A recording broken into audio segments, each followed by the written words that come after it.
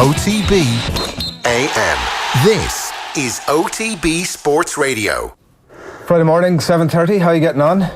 Delighted to have you along with us as we had our calls this morning. Normally what happens, just to let you know, on these shows, as I'm sure you'd be well aware, that the host will come on at the top of the show and they'll go, "Oh, good morning to you, how are you getting on?" as if they haven't had a chat before they came to air. Well, that's very much the case this morning.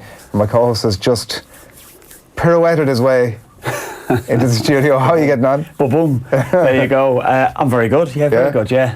Didn't get in till late last night, as you know. Yeah, working on the show last night. So, I was wondering how long it was going to take you before to get that. Yeah, I've done a hell of a turn for you getting up this morning to get in for you, just for you this morning. Fair play, Kevin. Just for you. I do appreciate that. No, thanks very much. Thanks a lot. We were having Tommy like 3 minutes ago going, "I wonder what we'll do at the top of the show." I was like, "You'd be grand, Tommy. You'd be here. No bother. You'd be here." And I am. Guaranteed. Nailed on. Kevin Kilbane will never let you down because your expectation of him is always so low. That's the. Oh, that's great. Thanks very much. Thank you. And your timekeeping only, by the way. That's must clarify that.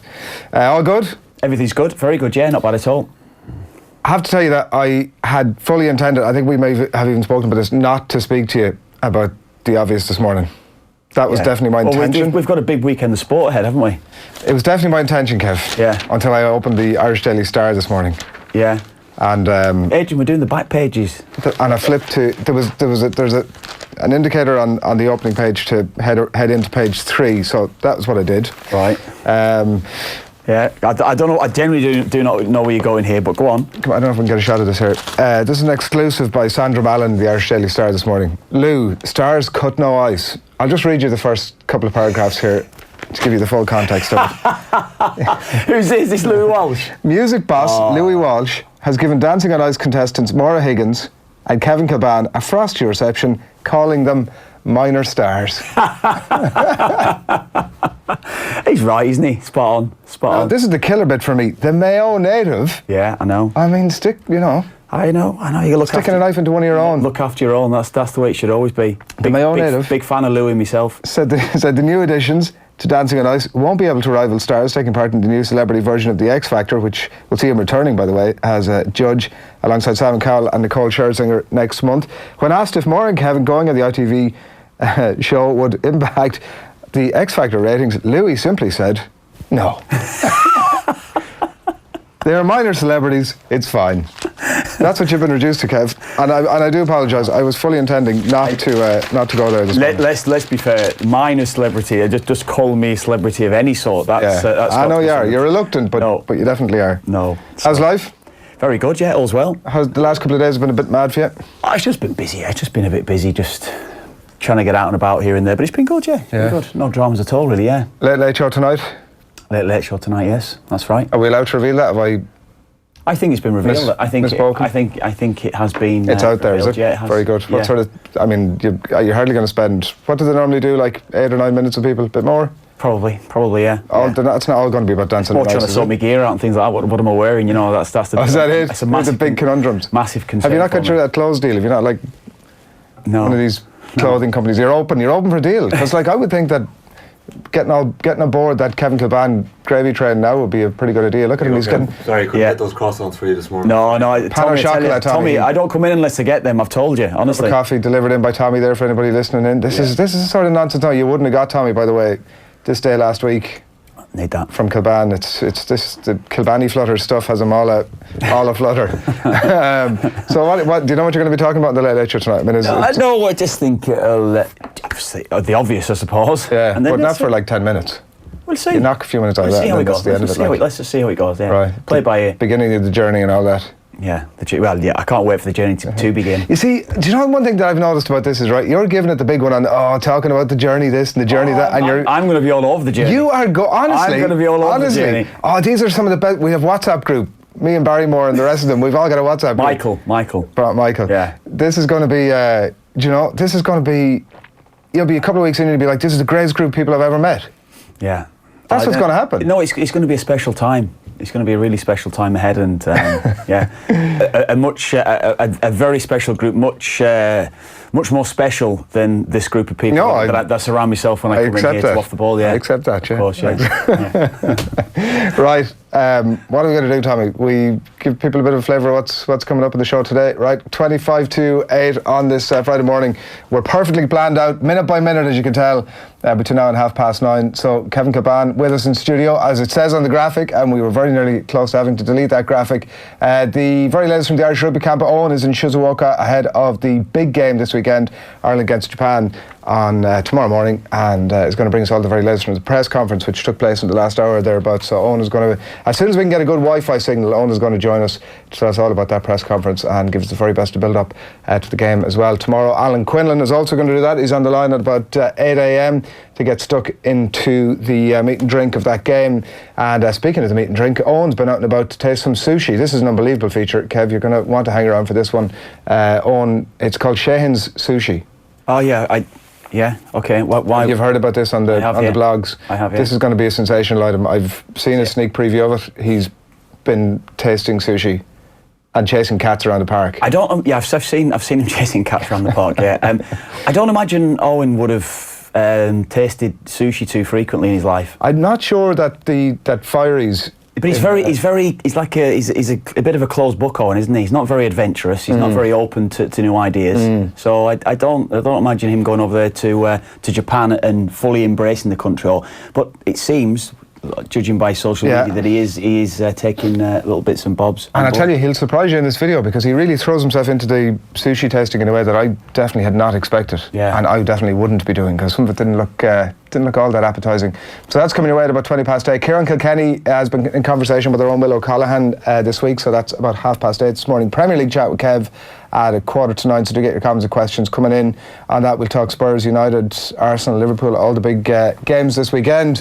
We'll head to that at about 8:45. It's more Rugby World Cup action for you from that press conference at about 9 o'clock.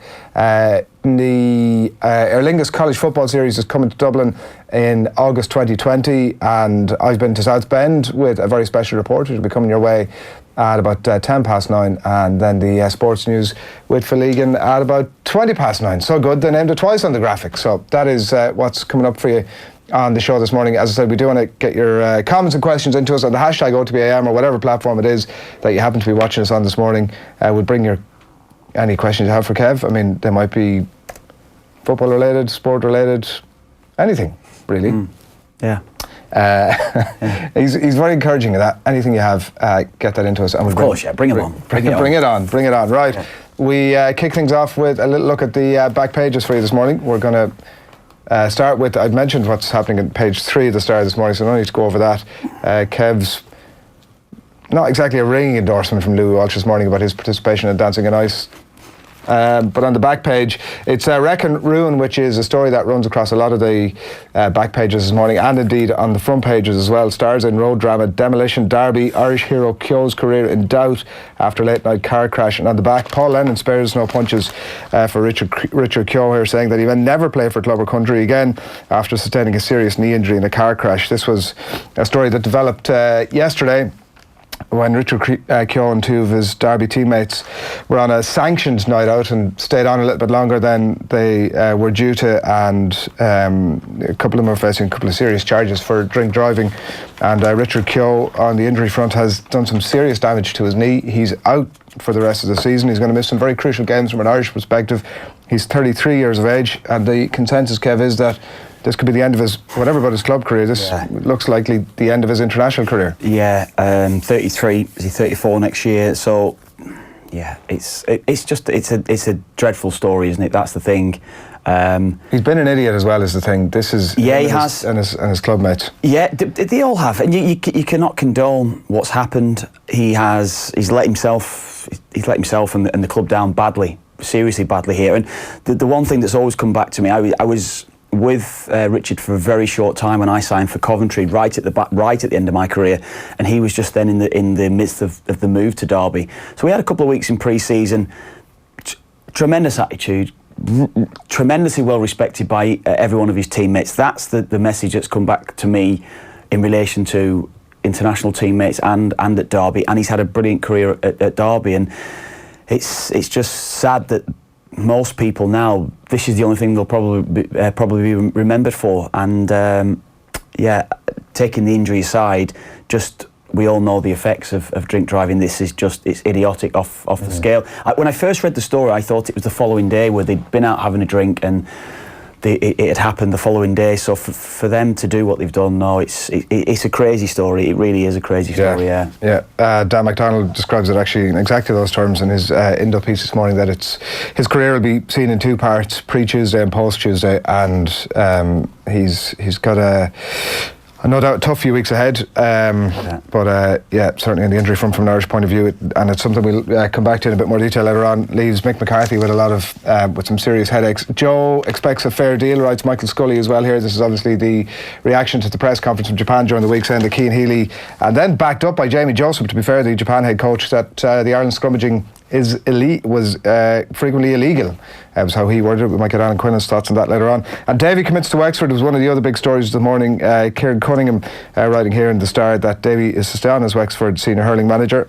He says that there wasn't a great debate about it. There was a lot of chatter about him maybe taking the Galway job, and he was hinting to as much himself, in fact maybe only yesterday, but he's decided that he's staying on Wexford. The drive, he's saying, is the killer, that it's like he leaves home at 2 o'clock in the afternoon in Clare and he's not back until the best part of 12 hours later. It's a bit of a struggle for somebody who's also had his own health issues over the last couple of years, but he loves the lads, was the essentially. Yeah, and the feeling that I would get is that the lads love him as well. I think that the panel generally, they're desperate for him to stay on for another couple of years as well, so he has signed the deal. That's the headline in the Irish Indo as well. Fitzgerald, no other county involved in my decision to stay, and it is it certainly gives Wexford a greater chance for next season. They were so close anyway to an All-Ireland final, weren't they? So it's it'd be interesting. The Mutual Love Society, we bumped into some Wexford players at an event a bit earlier in the year, and they had no reason to be telling us that anything other than what was the reality, which was very much that they are crazy about David Fitzgerald. Do you know, there was definitely a point in his career that I thought there was a bit of the Jose Mourinho's about him, that he goes in, he knocks a couple of years out of it, the message is pretty intense, but ultimately it's difficult to continue to buy into that after a period of time. But they've obviously moved things on from a achievement point of view, and like this is it's not, he isn't Jose Mourinho, it turns out. I mean, there's a couple of quotes from him here as well. Let's read this. He actually says himself, this was never about choice between Wexford and any other county. It would have broken my heart to walk away from these Wexford players, something that we spoke about earlier on. And in the end, I just couldn't do that. The problem is, it was the journey. And as you were saying there, that was the thing that was always going to be the mitigating factor here. But he decided to stay, and I think that certainly Wexford have embraced him, and I think it'll be another good couple of years ahead now for Wexford. Be interesting to see. The Sun, meanwhile, celebrate this Carty's over. I'm having that headline. Is that I'm going to say, it probably wasn't. The Stunning, celebrate this party's over. Was it the Stunning? Was it? I mean, I'm probably wrong. Somebody will get in contact. Musa will get in contact and let us know. Jack Carty learned on Tuesday that he's starting the Rugby World Cup against Japan this weekend. Athlon's finest, Kev, which I'm sure you were fully aware of. Jack Carty. No, I didn't know that actually. There you are, just up the road. Yeah. No more than yourself, Adrian. Well, a couple of good Athlone men in there now. Unfortunately, we need to get the other one back in the pitch, Robbie Henshaw. Yeah, it's a big rugby town, isn't it? Yeah, it was always a big football town when I was growing up. Big GA town for sure, but a massive soccer town. Yeah. Big time. Like the oldest, Athlone Town are the oldest League of Ireland club. I didn't know that either, actually. Yeah. No. It was a massive town, and it was just kind of let go and rack and ruin. Yeah. And you'd struggle to say that it's anything other than that at the minute. But it's class having the two lads involved. So we'll see. Hopefully Jack Carty can steer the ship well this weekend. The centre backs to the wall. McCarthy's hit with injury crisis. This is the news that Shane Duffy has also picked up pretty nasty injury in the rare game that he got during the week, and that himself and Richard Keogh obviously are out. And the Stevens suspended as well. Poch Payne on the rise. Mauricio Pochettino admits that he's suffering. He continues to sort of entertain these discussions, which might be one of the most interesting things we'll talk to Kev about in a bit. And Davies fits and starts. Gordon Manning confirming that David Fitzgerald news. Yeah, again, the Herald headline is, again, demolition derby in relation to Richard Keogh, and Mick McCarthy faces Irish defensive nightmare after the car accident. Much of what you're talking about there, it looks like Shane Duffy will be out. We know Enda Stevens is out, and I was on last night with Nathan speaking about it. It's probably going to be 3 of the back 4 out now for the next game. We'll see how Duffy is, but it looks as though he will be out. So who starts? That's a massive problem. It looks as though it will be Long and Egan. They started against Bulgaria last month. Who's going to start at left back? This is the one thing. Not no-brainer. No-brainer for who? Matt Doherty.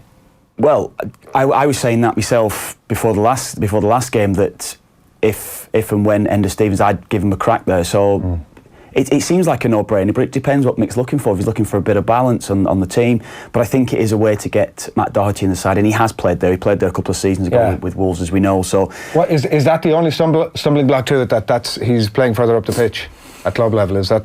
Well, no, he's not. But he's played it in that position.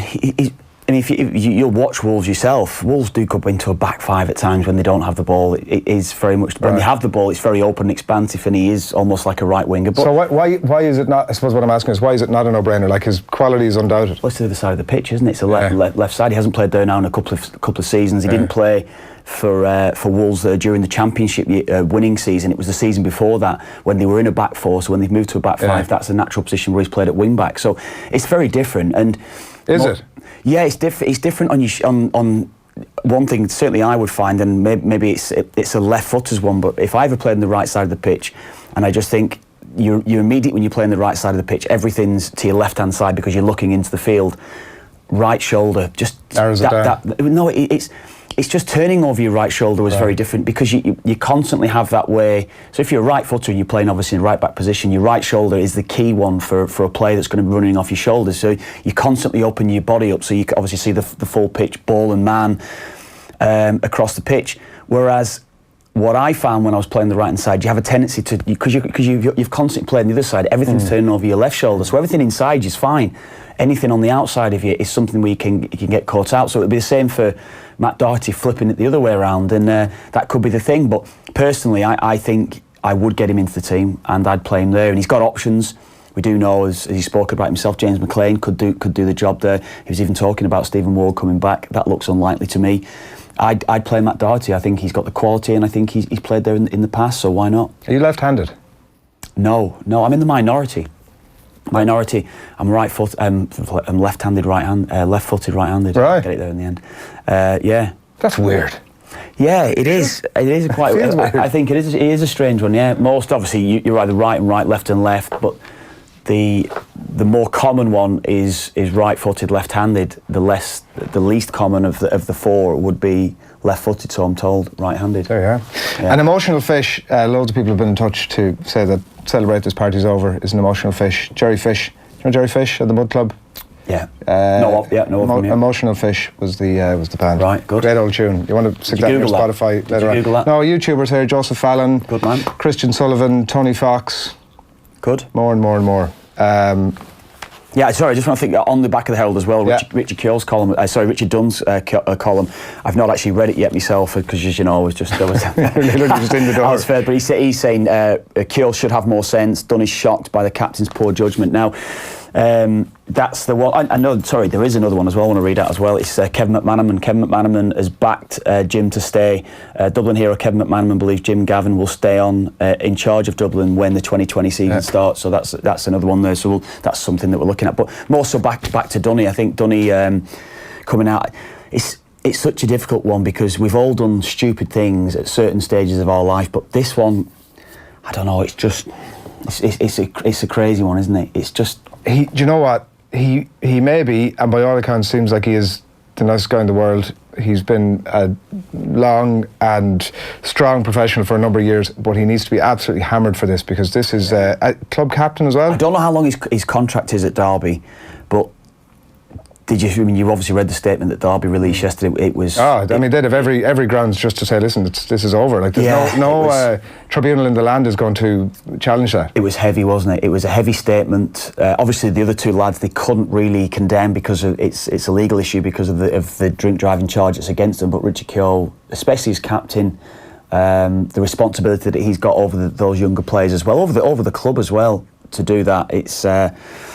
No, it's a mad one. He needs to be Abbotsford for sure, yeah. And the interesting stuff from Kevin McManaman, all right, he was in with Ger, obviously, during the week to talk about all that stuff about his future, and he's kind of saying that he's going to hang around for a while as well, and sure, why wouldn't he? Like, it's... there was... the Bomber listing, Bernard Brogan was also in with Off the Ball during the week with the Super Value series, and Bomber listing. I saw it yesterday. Liston picking up on the photograph of himself and Paddy there in the background. Brilliant, yeah. Three legends.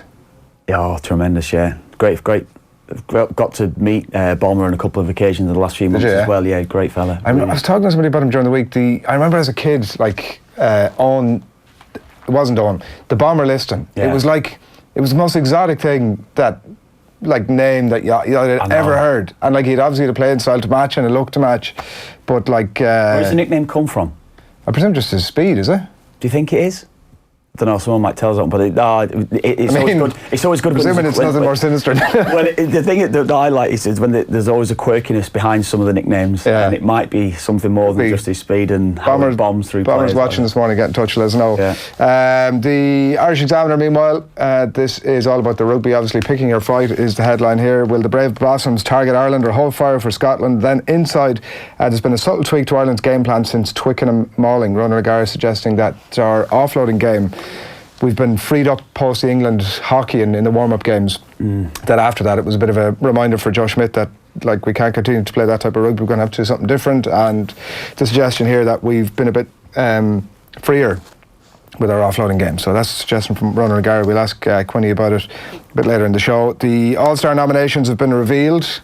Is the other story here. We might give you a quick flavour of what's going on with those. Needless to say, Dublin dominate the list, Kev. They've got 11, I should say, of the 11 of their... In fact, maybe it's more than that. Tommy's got all the details here. Yeah. 13 is what they have. I'm upgrading them here by a minute, but I'm drawing the line. We started at 5, did we? And the nominees for the PwC All-Star Football Awards. They made it a clean sweep of nominees for the GPA Footballer of the Year Award as well for the second season in a row. Stephen Cluxton, Jack McCaffrey and Conor Callahan. Who do you think should be Footballer of the Year? I think it's Stephen Cluxton for me. I think that I was saying to Tommy outside before we came in. I would as well. He was challenging. It's not just a novelty thing, his age. Remember when the football with Ryan Giggs a few years ago? It's nothing to do with that. I think genuinely and even watching him, certainly in the two games, certainly the Mayo game and the two finals, saving a penalty, the big saves that he made, dominating. The big saves was the thing for me, right? That he reminded people that actually he was a bloody good shot stopper. Totally, yeah. I'm totally with you. We know how good his kicking is, and we know the percentage of kick-outs that Dublin win when he plays. But it was that shot stopping, the big one, the big save at the start of the second half. Was it the start of the second half against Kerry as well in the replay?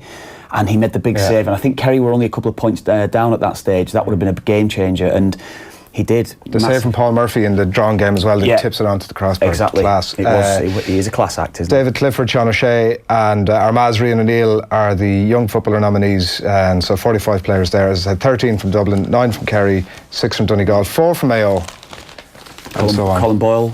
Aidan O'Shea was in there. Personally, I think Aidan O'Shea's had one of his best seasons, if not his best season this year. I thought Aidan was great. Paddy Durkin would be in there as well, I'd imagine. Paddy Durkin is there, yeah. Who else have we got? Leroy, no?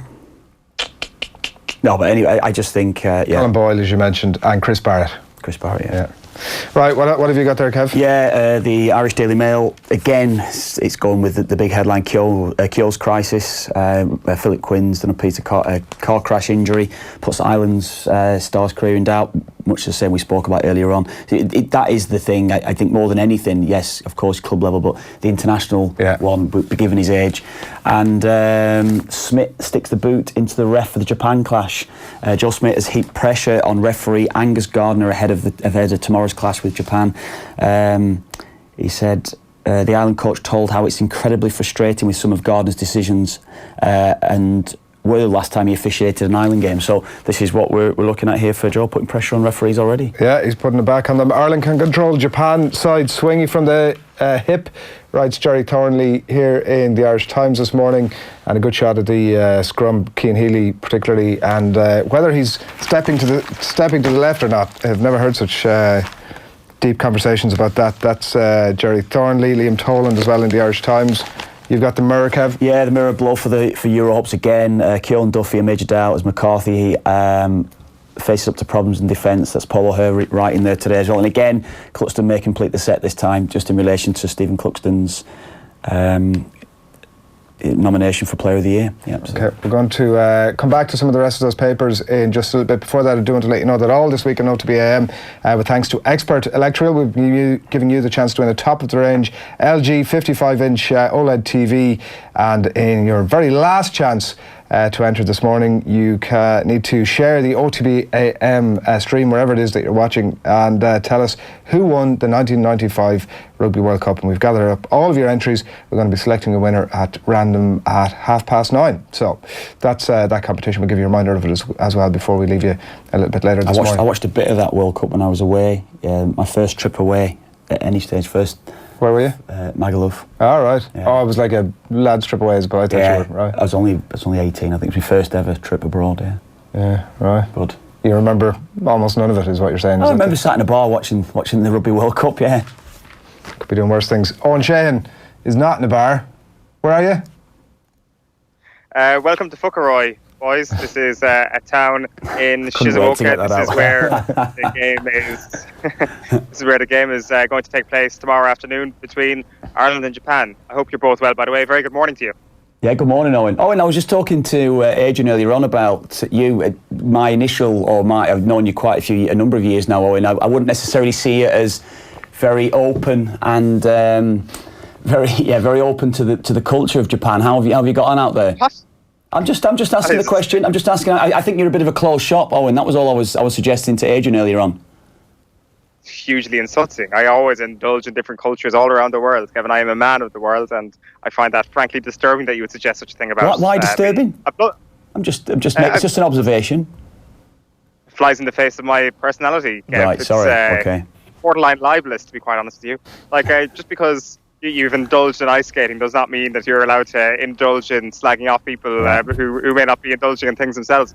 No, I've enjoyed the Japanese culture. How many ice skating jokes have actually been made? I'm sorry for being behind the curve there on that one, but I'm enjoying kind of the immersion into Japanese culture here. A huge amount. Like, I mean, it was a small bit of a culture shock going straight in at the deep end, which is Tokyo here, but down here in Shizuoka, which is far more rural, it's a little bit of a slower pace. It's easier to get used to Japanese mannerisms and kind of conversing with people down here. I've definitely spoken to more Japanese people down here than I have done at any point in Chiba or Yokohama or Tokyo, and probably dined a bit more in terms of their local cuisine and all that sort of stuff down here as well. So it's a slower pace down here, and it's a fantastic country. I mean, you were here for a tournament as well. 17 years ago at this point, Kevin? You would have immersed yourself in it plenty as well at that point. You know how good the people are here. You know how great a country it is, and especially for the Irish supporters, I'd say this has been some trip. I'd say they are having an amazing time over here if they're here to fully enjoy themselves. No, clearly I was joking, Owen. Don't take yourself too seriously. That's all I'm saying to you. But no, it's okay. Don't worry. Just slander. That's all. Okay. No, it's been good. I've enjoyed watching your videos. I have to say that as well. We'll talk about it as well. But just in relation to everything they say, you know, the madness. When we were there in 2002, it was we were just part of a camp, and it was crazy in the hotels, everything. We used to have about, it seemed like 10,000 people every time we left the hotel and came back into the hotel. It was madness everywhere. Obviously not that many people, but it just seemed that way the whole time. But do you sense that around hotels, around the squad and the madness, or has it been a little bit more low key around the Irish squad themselves, Owen? It's definitely been more low-key in comparison with other teams. Like, we saw the 15,000 people show up to watch Wales train a couple of weeks ago. We've seen huge fanfare, naturally, around the All Blacks. The greatest thing we've seen here, really, is just being in Yokohama in their hotel when there was somebody playing Ireland's Call on the harp, and all the staff came over and gave a guard of honour applauding the team as they came in and out of the hotel almost every day. That's the kind of level we've got to here. So nothing insane. I think two reasons for that. I think maybe people have been focused on the All Blacks. They were in the same city as Ireland at that time, but then also from your experience as well, like a football World Cup, I would say really took over the entire country, whereas here we've just got pockets. Like down there you can see the town behind me. There is signs up outside the train station, but it's a fairly quiet town. There is not much happening here. There isn't a sense that this is a festival of rugby. That being said, on match day, it does feel like that. I mean, the Ireland was insane in certain parts of Yokohama last week. Same with the New Zealand All Blacks game, or New Zealand South Africa game, especially before the game last week in Yokohama. So on match day, you've got these really intense, energetic hubs of sports fans. That'll be the same this weekend, and I think this weekend the Irish fans will be doing day trips down here to Shizuoka because you can get the bullet train down in an hour and a half, 2 hours tops. So I don't want to slag this place up too much. I think on a standalone basis, it's a pretty nice place. But if you're only 2 hours up the road from Tokyo, you're probably going to take the bullet train down to Tokyo and do the day trip. So unfortunately for this place, we haven't got a full field this week. I just saw 2 Irish fans walk by a moment ago. That probably represents about 20% of the Irish fans that I've seen in the last 4 days. So you've been out at the captain's run this morning, on at the press conference. What's been going on? So at the captain's run this morning, everybody trained. Jack Conan didn't train, so the standing on his foot in training this week is obviously keeping him out of any action, even in warm-ups and stuff like that. They put out Robbie Henshaw onto the pitch in the captain's run this morning. Then for media, we had Greg Feek, we had Peter O'Mahony, and we had Gary Ringrose. Plenty of talk, as you mentioned there a while ago. It's on some of the back pages about the referee this week. But today was more about the Japanese comments about the Ireland scrum. You said, Adrian, that we haven't heard so much talk about stepping left in a scrum ever. I'd agree with you. It's been the kind of the phrase of the hour this week.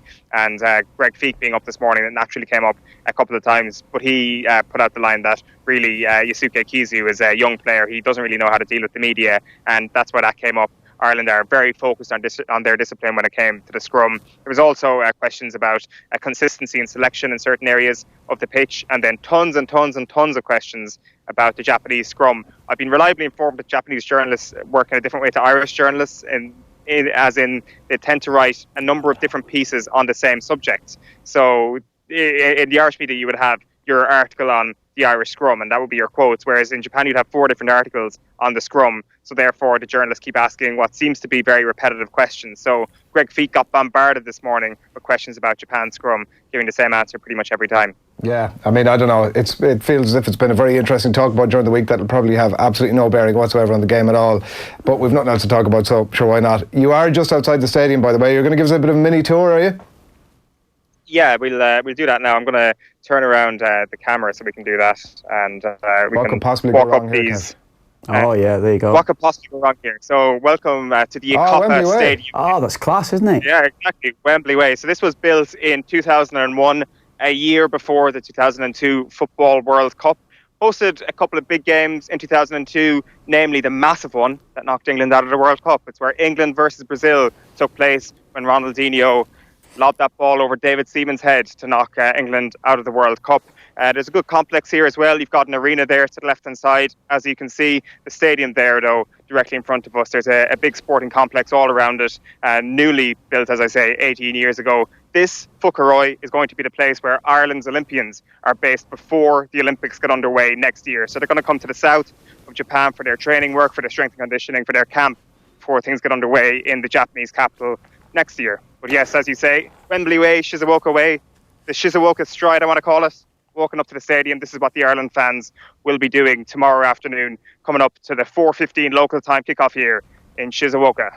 Oh, and I'm going to ask you pretty much of a mundane question in relation to weather over there as well. I know we've seen a lot of the bad weather coming in, but going back to when we were there, maybe I know it was the summertime, it probably is a little bit cooler, but the whole part of our plan to go to Saipan and then back on to Japan was in relation to getting acclimatised to the heat and things like that. When we got to Japan, it actually felt quite cool while all the Irish fans were coming over chatting to us saying this place is ridiculously hot. Does it feel that way to you? Is it humid? Is it hot? What's it like when you're out there moving about the cities?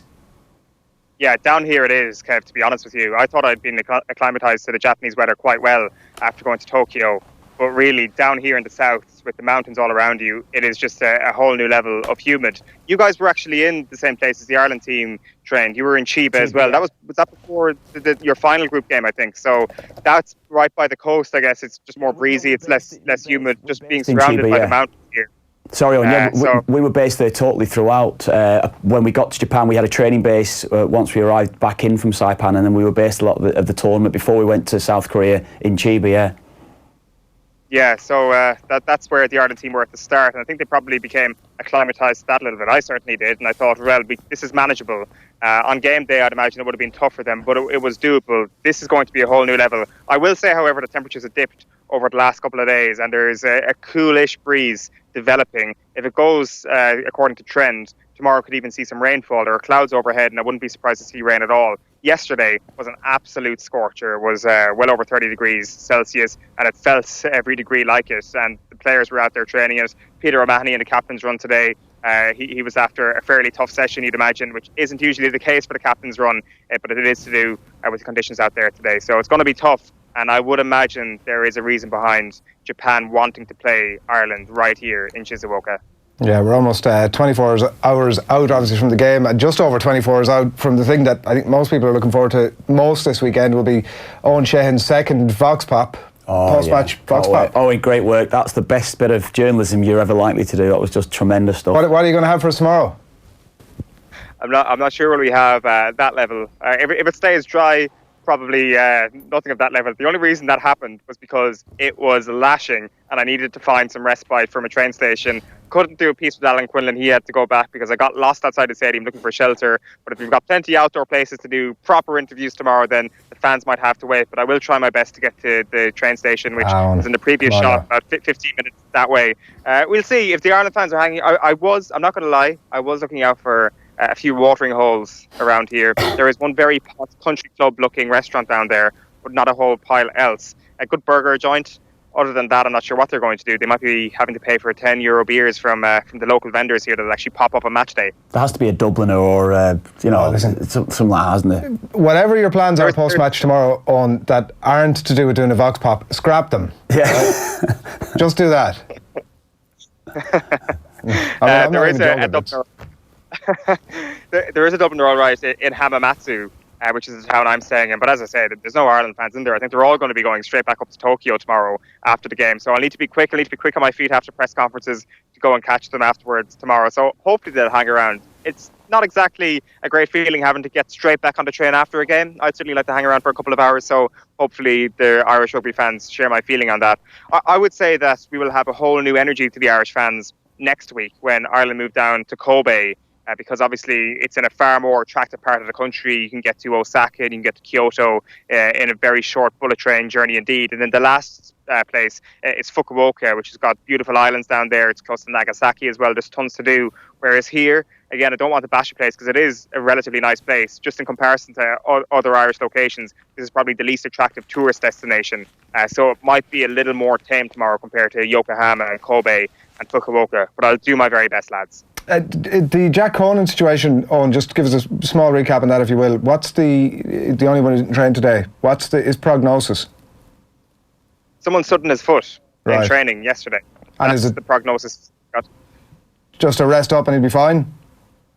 Yeah, it seemed that way. It seemed that with the way Schmidt was talking yesterday, it was almost a situation where O'Mahony was just more fit rather than Conan being completely ruled out. But if he didn't partake fully in training today, then obviously he wasn't anywhere near being match ready. So it's a bit of a concern. That'll roll into next week for sure. So there is definitely a question mark over him at the moment, Jack Conan. But as I say, it seemed like something innocuous. Someone just stood on his foot. That was the literal explanation yesterday in the press conference. I think in my article I said he received studs to foot, just to make it sound a little bit more technical. So yeah, we're going to hear from the press conference a bit later on. We'll be hearing lots of that reaction, I'm sure. And also a little bit later on, the very first instalment, Kev, of a brand new item that's going to run over the course of the World Cup called Sheahan Sushi. Yeah. Where Owen eats some sushi and chases cats around the park. I've seen it. It's good. I'm not sure about the name Sheahan Sushi, but it certainly fits into the Adrian Barry lexicon, I'll give you that. What was it? What the fish looked? You went straight in for it, didn't you? To be fair, you were very adventurous. I wouldn't have had that Kev sort of conservatism at all. And other cultures, you went Jesus headlong into it.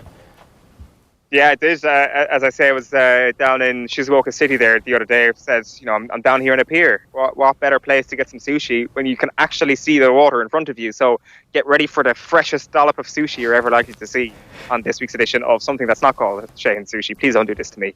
The last question from me is Bomber Liston. Where did his nickname come from? Oh, great question. I have no idea. We'd Bernard Brogan in during the week, and Bomber retweeted it with Photo Bomber caption on it from your poster that's behind your picture that's behind Kev there. I googled it, right? I googled where did the nickname come from, and it says from the hat-trick he scored against the Dubs in the 78 final that it was after that. But the most interesting thing that came up when I googled it was the BBC headline, and I'd absolutely totally forgotten about this. It was almost a year to the week when this happened. GEA star Owen Bomber Liston sparks alert on plane. Oh, I've heard. Remember that? That was a great story. What a great story, isn't it? It caused an incident when he was travelling on a plane from Cardiff to Cork last weekend. A cabin crew member on the flight became alarmed when she heard a fellow passenger calling out, "Bomber!" to the 7-time All-Ireland winner. We should remind ourselves of that story with regularity. Owen, fair play. Thanks a million. Great stuff, lads. Chat Thanks, to you soon. Man, take it easy. What a pro, isn't he? Tell you what, he is top pro. He's working hard. Well, yeah. I mean, I'm desperate to see Owen coming on air one of the days, one of the mornings. Obviously, it's later there, but just come on, just had one or two, just a little bit loose, but what a pro. No, he's knocking out of the ballpark. He's putting all the rest of us to shame. It is 12 minutes past 8 on this Friday morning. We've Kevin Kilbane in studio with us this morning. We're going to talk football very shortly. If you have any questions for Kev, get those into us. We've Alan Quinlan coming to talk about the rugby, obviously, as well. We're going to hear from Ciaran Kilkenny in just a couple of moments, and a special feature as well on the Aer Lingus College Football Series, which is coming back to Dublin in August of next year. All of that to come. Ciaran Kilkenny after these. OTB AM. This is OTB Sports Radio. The Sport Ireland campus Blanchardstown is the home of Irish sport, not just for our athletes but for you in the community. Check out our amazing offers for families with kids camps, sport academies and birthday parties. Or for adults, why not join our gym with a 50-metre pool? Or your club, school, friends can book one of our world-class indoor or outdoor facilities, including our athletics track, soccer, basketball or badminton courts and many more. Check us out on sportirelandcampus.ie. Join Bruce Betting now for a risk-free first bet up to €100. That's right. New Irish accounts can enjoy a risk-free first bet up to €100. So if your first bet loses, we'll refund your stake with a free bet.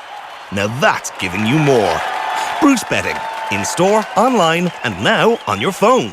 T's and C's apply. Please gamble responsibly. See dunlewy.net.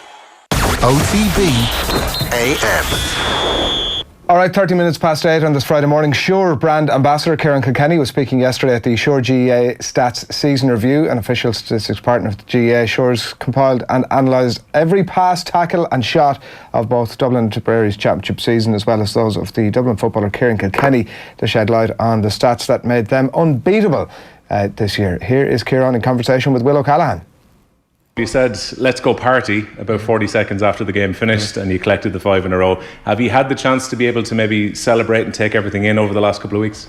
Yeah, definitely. The week after the game was pretty special, getting around with the guys and family and friends and celebrating. And yeah, I think I had a lot of slagging over that one-liner. John Small is taking full credit for, I suppose, collaborating that together. We had a really special week getting around with each other, getting around to our parents, just relaxing, talking about the game, realising how special the achievement was that we had done. And just back from the States there this morning as well, I had a really special couple of days over there, doing a few cool things over there as well. And to see how far our achievement has reached in New York City has been pretty amazing as well. Was that special maybe just to maybe get away from everything and to be able to, actually kick back and enjoy the time over in New York as well a little bit? Yeah, it's massive.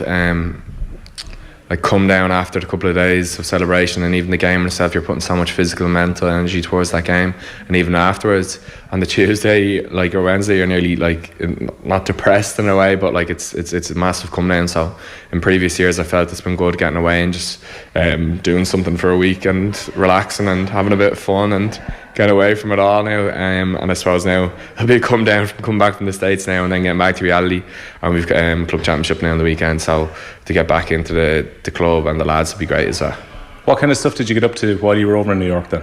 Yeah, just played a bit of golf, went to a few sports games, and then got around to a few nice restaurants, and got to a few Irish bars and friends that we have over there then as well, to pay a visit to them, and a couple of nightclubs and stuff like that. Like, so it was cool, a couple of days. In terms of the achievement, as you say, it's historic. First ever men's team to do 5 All-Ireland titles in a row. As a player, do you get to contextualise that at all, or are you just so focused on trying to win in that particular season? Does this feel like something different maybe to the previous ones? Definitely after the game it felt like something different, because it was subconsciously, people are saying this 5 in a row, drive for 5 all the time to you, and you're trying to keep us focused and not let it take any energy away from you, because the family, friends, supporters, I mean the best intentions, but you can't get sucked into that too much, because you have to take each game, each play, each day at a time and be so focused. But at the end of it, it just was a massive relief. You have 100 different emotions coming at you: joy, pride, elation. There's so many emotions coming, and at the end it was just, I've never experienced anything like that before. Getting around, the first 2 guys I seen was James McCarthy, Declan Darcy, who are like a brother and uncle to me. So to see them guys after the game was really, really, really important, happy and proud moment for me. Was 5 in a row, or drive for 5, or whatever phrase wants to be used, was that actually discussed inside the camp at all during the year?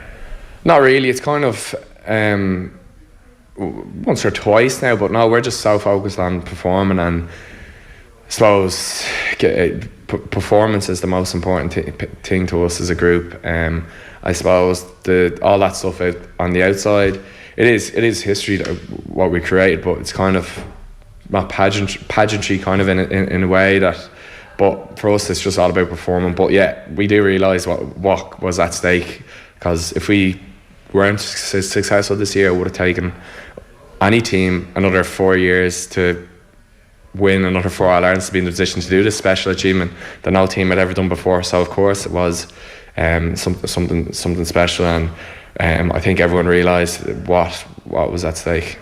We're talking stats a lot today. Just to throw your stats from the replay at you in that man-of-the-match performance: 40 possessions during the game.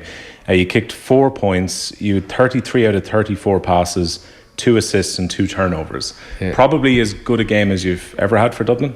You forgot the block. Because I was delighted with the performance, but for me the big play for me was the block. Just from chatting to when the coaches, Declan Darcy, before the game, he just told me, and Jim and Jason, they just say, go at it, Ciaran, go after it, use your endurance, use your ability, go after it. I want to see you going after, turning the guy over, getting a block and doing the best you can. So for me to get that block towards the end of the game was one of the best moments for me in the game, because I paid attention to the player, Jack Sherwood. I knew he was left-footed when he pulled the trigger or blocked the ball, and that was down to the preparation that we'd put in. But also I was going back in the best position for the team and looking to help the team get a turnover and get the ball back and get the ball up the field. So I was delighted with that, delighted with my performance, and the team's collective performance. After the first game, I was happy enough after the first game. I felt like I had created a good few scores and a lot of ball, but the coaches and a few players just got to me after the game and said, Ciaran, you need to go out. We want you to go out the game the next stage, and that gave me great confidence to just go out and be free and just go out and enjoy it and have fun. So it was great to hear that. And that sign of intent was there from the very start. You got a point within 90 seconds in the game. Was that in your mind when the game started? You want to make a really good start on an individual level as much as collectively that day? Yeah, I just, in my mindset going into the game in training, it was as soon as I get this first ball, I'm going at it. So thankfully I got the first ball. I think it could have been Murchie gave me a ball and I was straight through, got a score, and that was a sign of my intent, I suppose, from the start.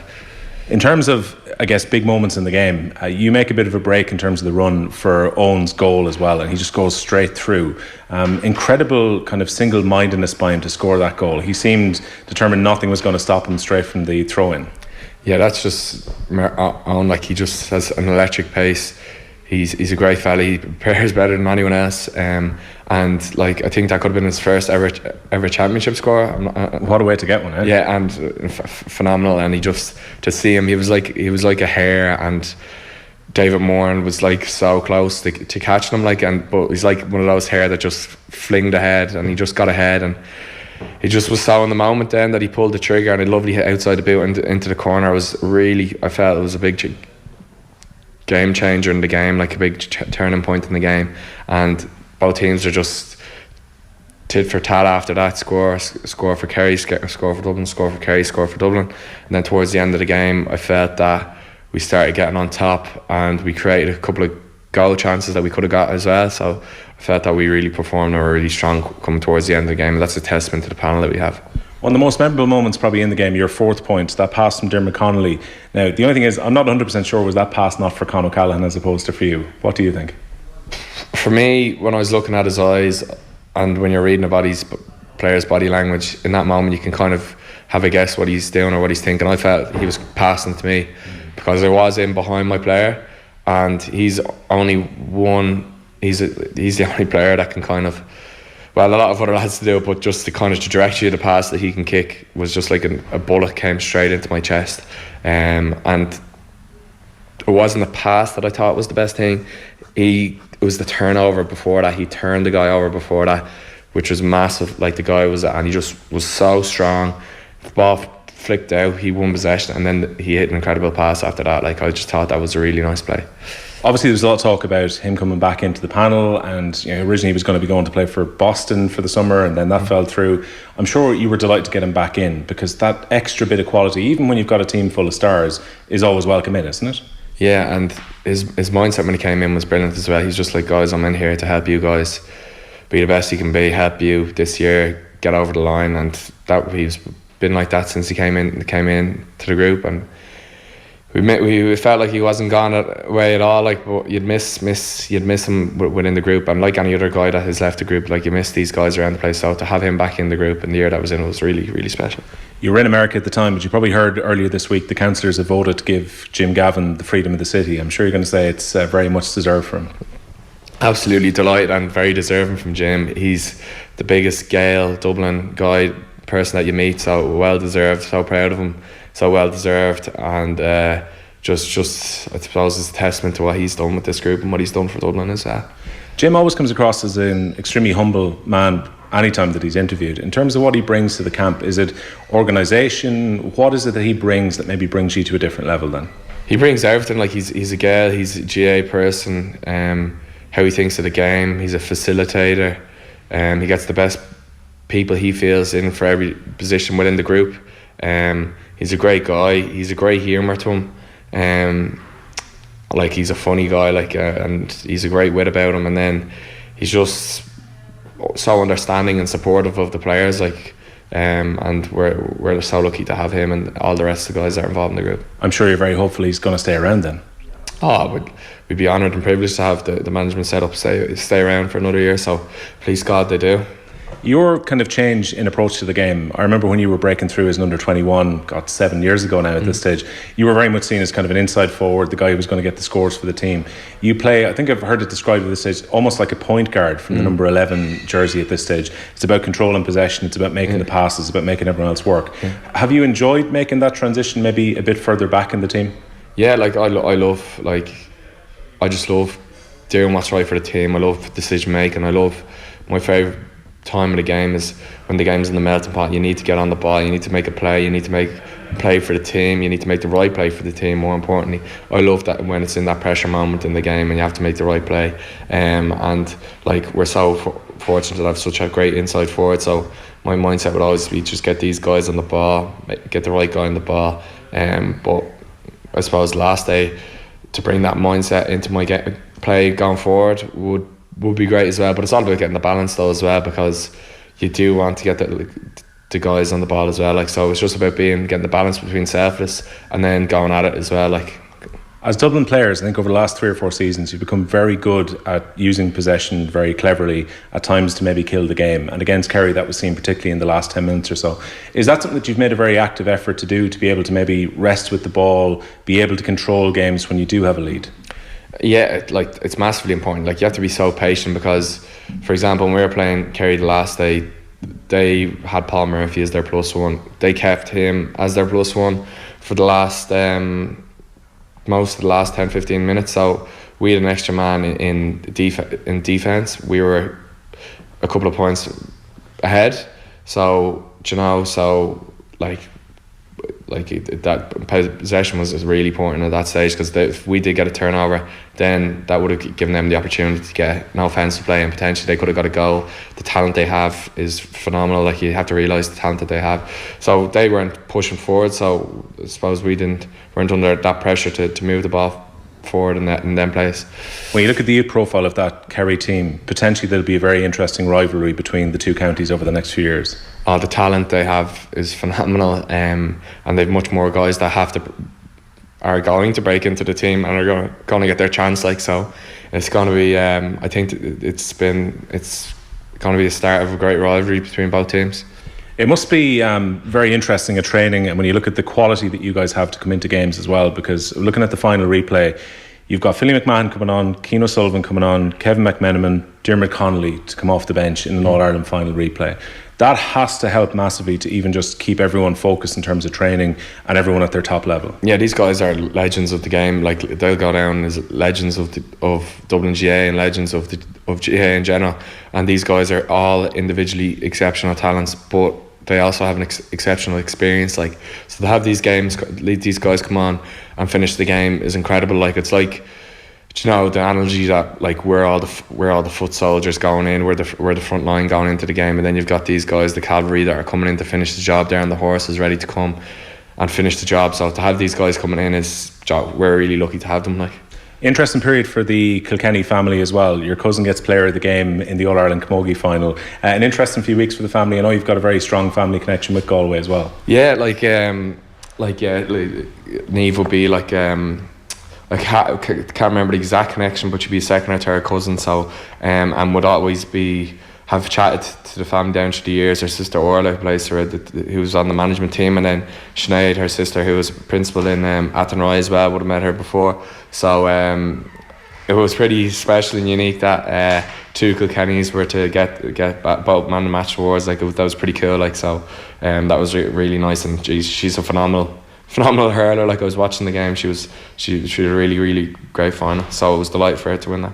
6 Celtic crosses now at this stage. You're not even 27 years of age. Do you have to pinch yourself somewhat when you think about that amount of success? Yeah, it's I suppose when you get to the stage where you're 30 late 30s, 40s, 50s, that you'll kind of be able to sit back and really, I suppose, take it all in and realise, but just so lucky to be healthy, and playing health is so important. Anything can happen around the corner, so you just have to enjoy each moment as you can. And even speaking on the plane there on the way home, you just have to look at something new now for next year that you want to improve on, and you want to be content when you're finishing up your career that you gave yourself the best shot that you could, and you have no regrets. Is it difficult to keep that hunger level up, or is that something that naturally comes from maybe the group of players you have now? Naturally comes from the group of players, but each year there's a different motivation for you. One year might be, there's something different every year that is a key driver for you to get you into that space, wanting to be the best that you can be. But it's like going into a table tennis game. You're always wanting to win. You're always going to win a game, whether it's table tennis or it's pool or whatever it is. You're playing, you always want to win, and you always have that innate hunger and winning mentality when you're going into a game. On a very final note, I'm sure you're very aware of the debate that goes on around Dublin's funding and about the idea of Dublin being split, and these arguments have been happening over the last couple of years. How, as a player, did you feel about the fact there was a primetime special 4 days after you'd lifted the Sam Maguire? Were you talked about in the group, or how did you feel about it? Yeah, I thought it was a bit ridiculous. I thought it was unfairness, guys. For us, to see so much positivity from people after the game was phenomenal and so heartwarming for us. Because we've worked so hard to be in the position that we have been. Our families, everything, have given up so much. The people down to years, volunteers, they've given so much time, their own time, for us to be in this position. It's been phenomenal, and to see the positivity.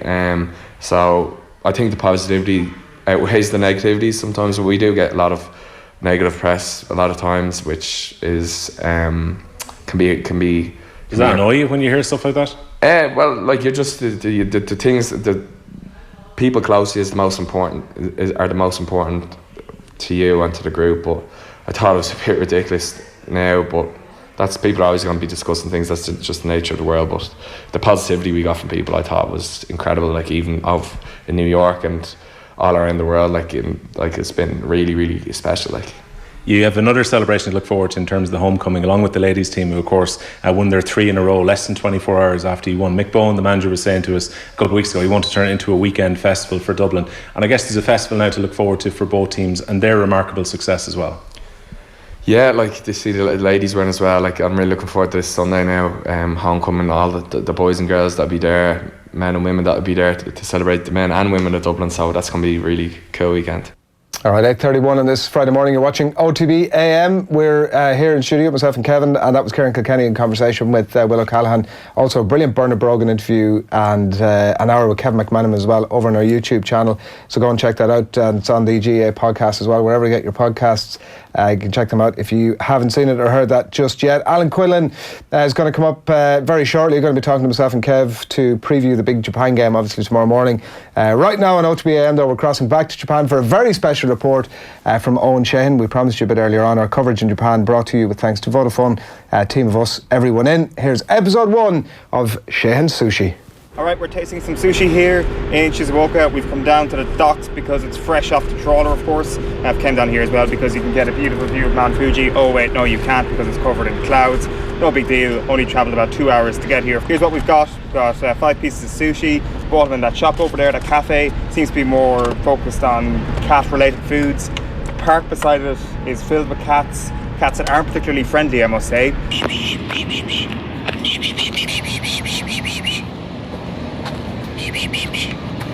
Japanese people, very friendly. Japanese cats, pricks. Big Ferris wheel over there as well. Completely empty. I know it's Wednesday afternoon.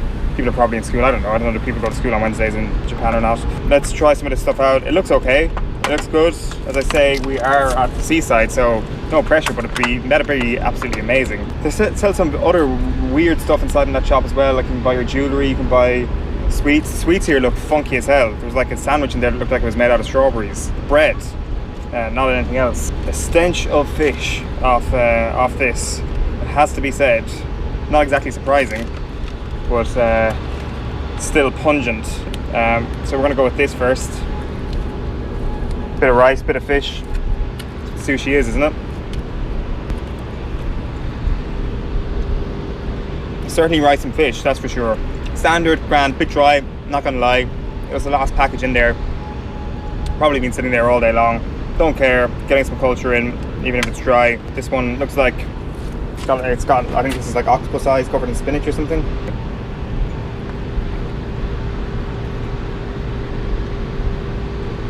It certainly feels like there's something weird going on there. I have a Google Translate app on my phone and I'm not going to look at whatever that was made of. It's kind of like jellies, but they're very vinegary or something. The last one I'm going to go for here is this one. I don't know what it is. It looks like a good dollop of curry made on top of a piece of rice. Let's see what this is like. I think that might be like dessert sushi because it's sweet. Not for me.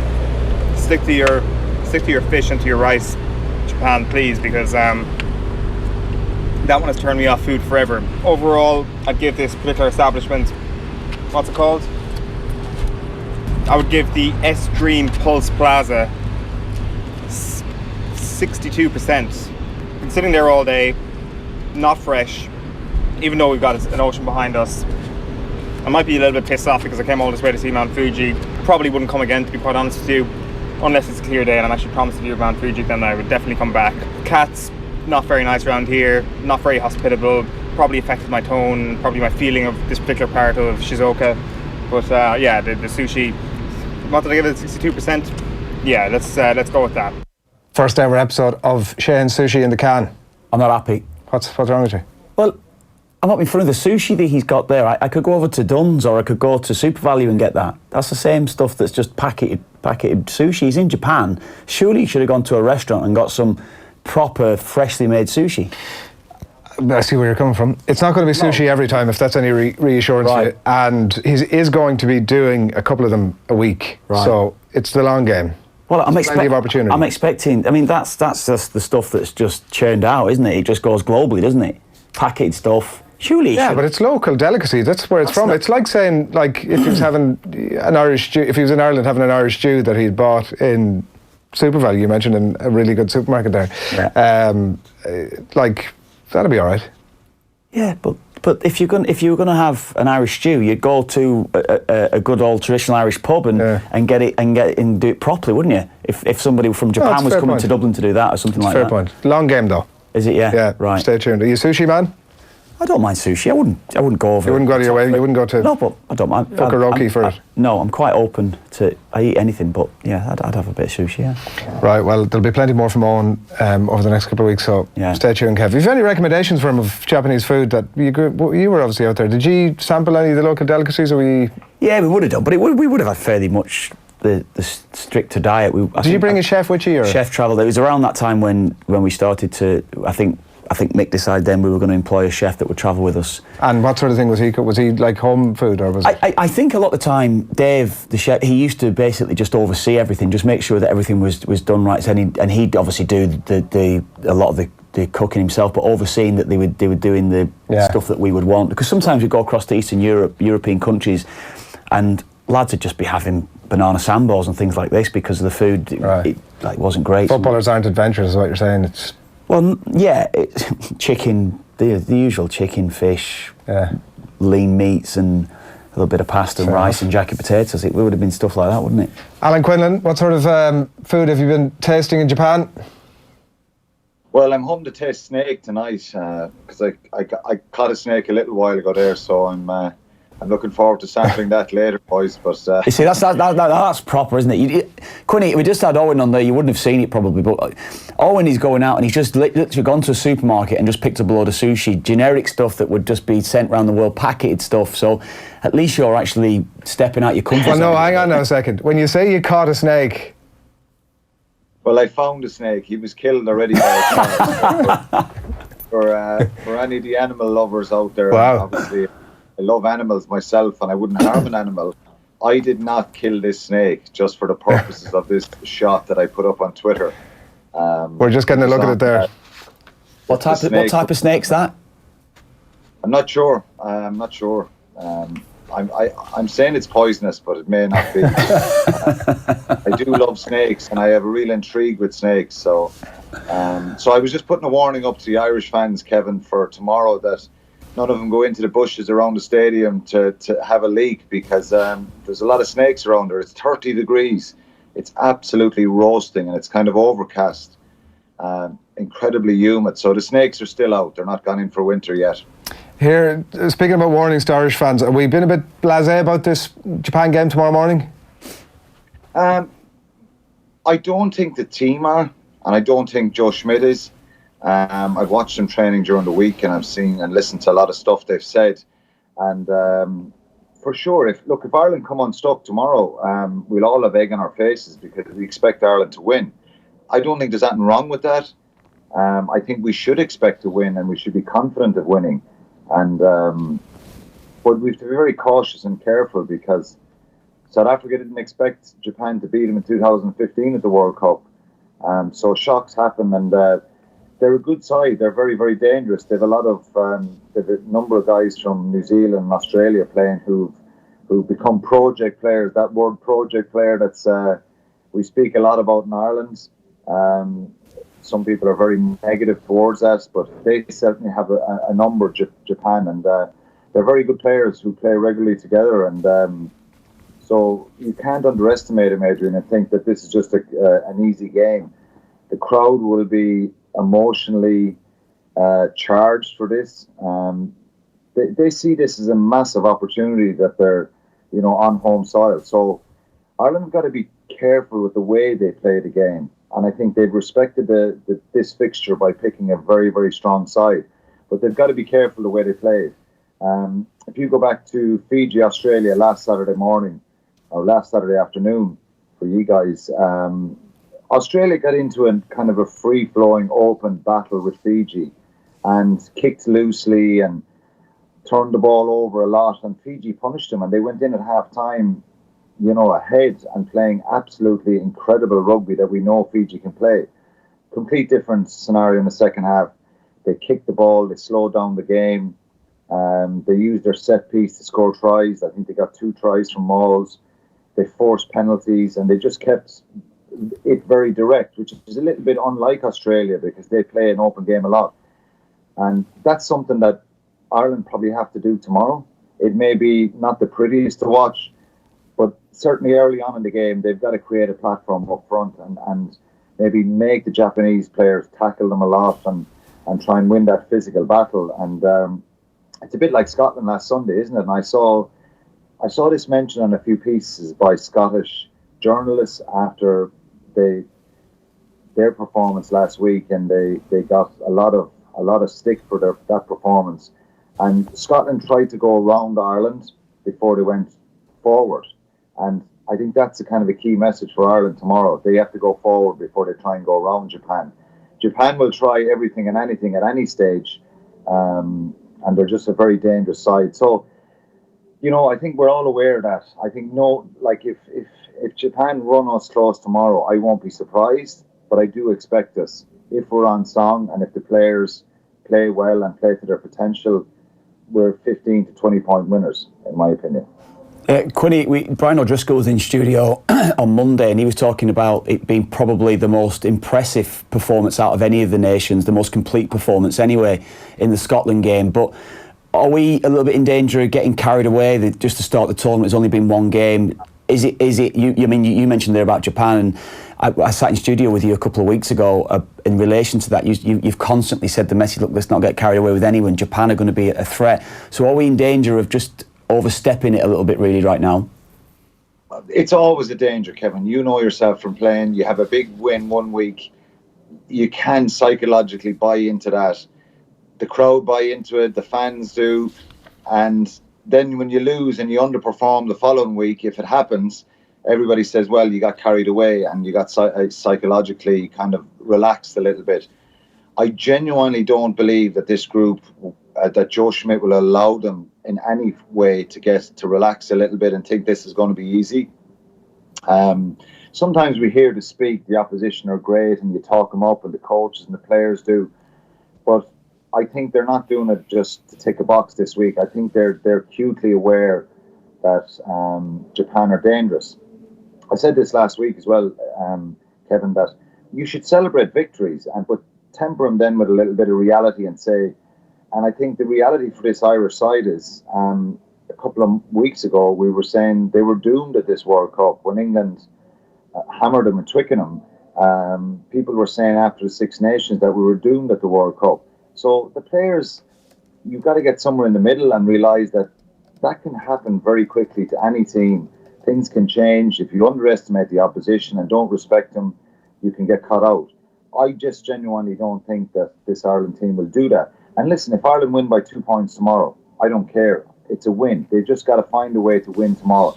Tomorrow's game is not really about performance. In an ideal world, it'd be great to build more momentum, get everyone off the bench, score loads of tries, but it doesn't matter. Tomorrow is just getting this one out of the way because it is a potential banana skin. And to answer the question at the start is, I don't think we were getting carried away. I think we had to speak about the performance last week and its merits and say it was fantastic, but there's a little but there, and as long as we keep the but throughout this tournament, well then I don't think we're going to get complacent. There's two things that I want to talk to you about, Quinny. The first one is the scrum. So just before we ask you the question, let's have a little look. Greg Feek was before the media a little bit earlier today and was talking about the criticism of Ireland's scrum. Japan have said some things about your scrum this week. Were you surprised by that? And can you just talk us through your response? Okay. Firstly, Gomenasai, Minasan Konnichiwa. I mean, I think it was probably one of the younger players in the squad. You know, it can be daunting being a player coming out with media, and you know, we've all been in that position where sometimes you say things and it might have been in-house, but for us, we pride ourselves as a team, and it's probably something that Joe has driven as one of our mantras right from the start with Ireland, is to be the most disciplined team in world rugby, and to be fair that the players, after working with them for so long, I think how they go about their business in terms of discipline is world class, and some of some of their discipline. I'd say in the last 20 years you wouldn't see a team that's so hard on being disciplined. So around that, there's always going to be the odd occasion where particularly front rowers are going to disagree on things, or referees might not get it right, but that's just part of the game. And media as well, you might read stuff, hear stuff, but in this type of competition, you have to just be focused on our systems, our processes, and backing our players to do the thing that they're most used to doing, and that's been disciplined rugby players. Yeah, that's Greg Feek. About an hour ago or thereabouts in front of the media ahead of tomorrow's game. Quinny, obviously a lot made about the young players' comments. He's not even in the match day 23 tomorrow, but more telling for me was Jamie Joseph in the follow-up to it, where he was asked the same question. And he, without any ambiguity at all, was saying that Ireland's scrum at times is illegal. Is he right?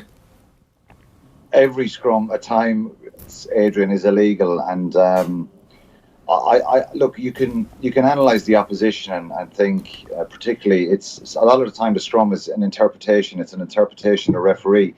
If Ireland scrummage illegally on a regular basis, like they're suggesting, maybe the young player is suggesting that, and maybe he got his words mixed up or the interpretation mixed up, they would be punished for that. They're not going to get away with that. If Ciaran Healy is going to be boring in or changing his angles or dropping his bind, he's going to get punished. What Ciaran Healy does is he, every single scrum, he puts in a massive fight. He's continually trying to take on his opposite prop to tight it.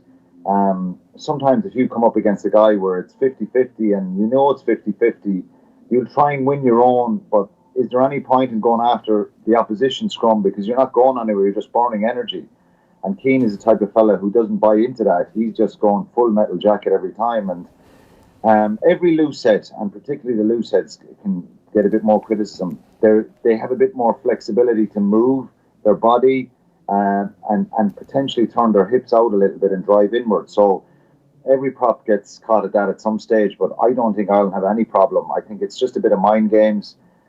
Jamie Joseph did say during the week that Ireland, after those comments, that Ireland are an incredible side, and before anybody asked any questions at the press conference, he wanted to really reiterate that about how good they are as a side, and that maybe the young player was a bit naive and the interpretation was taken wrong. The one thing about Japan, and again, Ireland will have seen the video and watched them, they scrummage very low, and so when you go in that lower position, you're definitely prone to a lot more collapse scrums. So it'll be interesting to see how it goes tomorrow. And, it's sometimes it's mind games, Adrian, as well, trying to influence the referee, but I don't think Ireland have a problem. Yeah, and we won't know whether it's getting into Angus Gardner's head or not until we see the action tomorrow. The other thing that I mentioned that I want to talk about is the combinations of this Irish team, and I've looked over the 11 games of 2019 and included the team selection for Japan tomorrow to see exactly what sort of transition we're having with those combinations, because obviously frequently we talk about the importance of the experience of players, and we can take a look at the graphic that I've done up here to see the sort of numbers that we're dealing with, and it'll be probably pretty small, but I'll give you the sort of top line of it in terms of the frequency of transition. So I've looked at the partnerships broken down by back three, midfield, half-backs, back row, second row and front row, and the things that stood out for me, Quinny, and you can't quite see the numbers on the screen, but I'll tell you what they are. The ones that stood out for me were the back three combinations from 11 games. We've had 8 different combinations in 2019. In the back row, we've had 7 different combinations from 11 games, and in the second row, we've had 8 different combinations from 2019. Would you not like to see a more settled look across those combinations in the run into and including the World Cup? In an ideal world, yes, but if you have a completely settled unit, what did you say the back row was? 7 different combinations, was it? 7. Yeah, and that's probably changed throughout the warm-up games. They probably were settled and played most of the Six Nations games. All of the warm-up games were different combinations in the back row. Yeah, they were all different there, and I think that was because probably to try and find other options and see what other options were there, and could people put their hands up and challenge. Sean O'Brien wasn't going to be involved in the World Cup through injury, Dan Levy through injury, so that changed things up a little bit, and question maybe that little bit of depth behind the perceived front runners, which are Omani, Stander and Josh van der Fleer now, and so it's difficult to get that balance right. You would love to get consistency in selection. But the problem with consistency in selection, and it go back to 2007 when I went to the World Cup in France, the back row there was, we knew who the back row was ever before we were going to the World Cup. We knew who the second rows were. We knew who the back three were. And everybody else outside of the group knew as well. So you got to keep guys on their toes, and that comes with trying to find a bit of variation. Now, Stander, who was under pressure, put his hand up last week and said, hold on a minute, I still am the man here, and I'm going to show everybody. And he did that, and he performed incredibly well. We didn't see enough of Peter O'Mahony. He did play solidly in the warm-up games, and Josh van der Fleer played well. But I would say that back row combination are still under pressure, and they've still got to deliver, and they've got to show us what they did in 2018, because that's what they're capable of. The back three changes as well. Look, last week were forced upon Carney, and Keith Earls would have played, but I don't have a major issue with it. I think most of us could have picked the starting team before the World Cup, but that's why I think trying to get consistency in selection, I was asked this a couple of times earlier in the week, you want to try and get the consistency now, and that's why these two games are really important, to try and keep as many guys together as possible, and then you can mix and match for Russia and maybe Samoa. Yeah, just in relation to that consistency, then, I think it's probably a different one. Rory Best, 37 years of age, Quinny, and you want your consistency in team selection, yes, but what do you think would be the best way to manage him? Because I read in the week that they could be leaving him out of this game, perhaps maybe even bring him forward then towards the back end of the group stages, obviously ahead of that quarter-final. But what would the best way, do you think, to manage Rory Best? Do you think, fine, keep him in the side, even at his age, and just keep him playing on? Do you think that would be the best way to do it?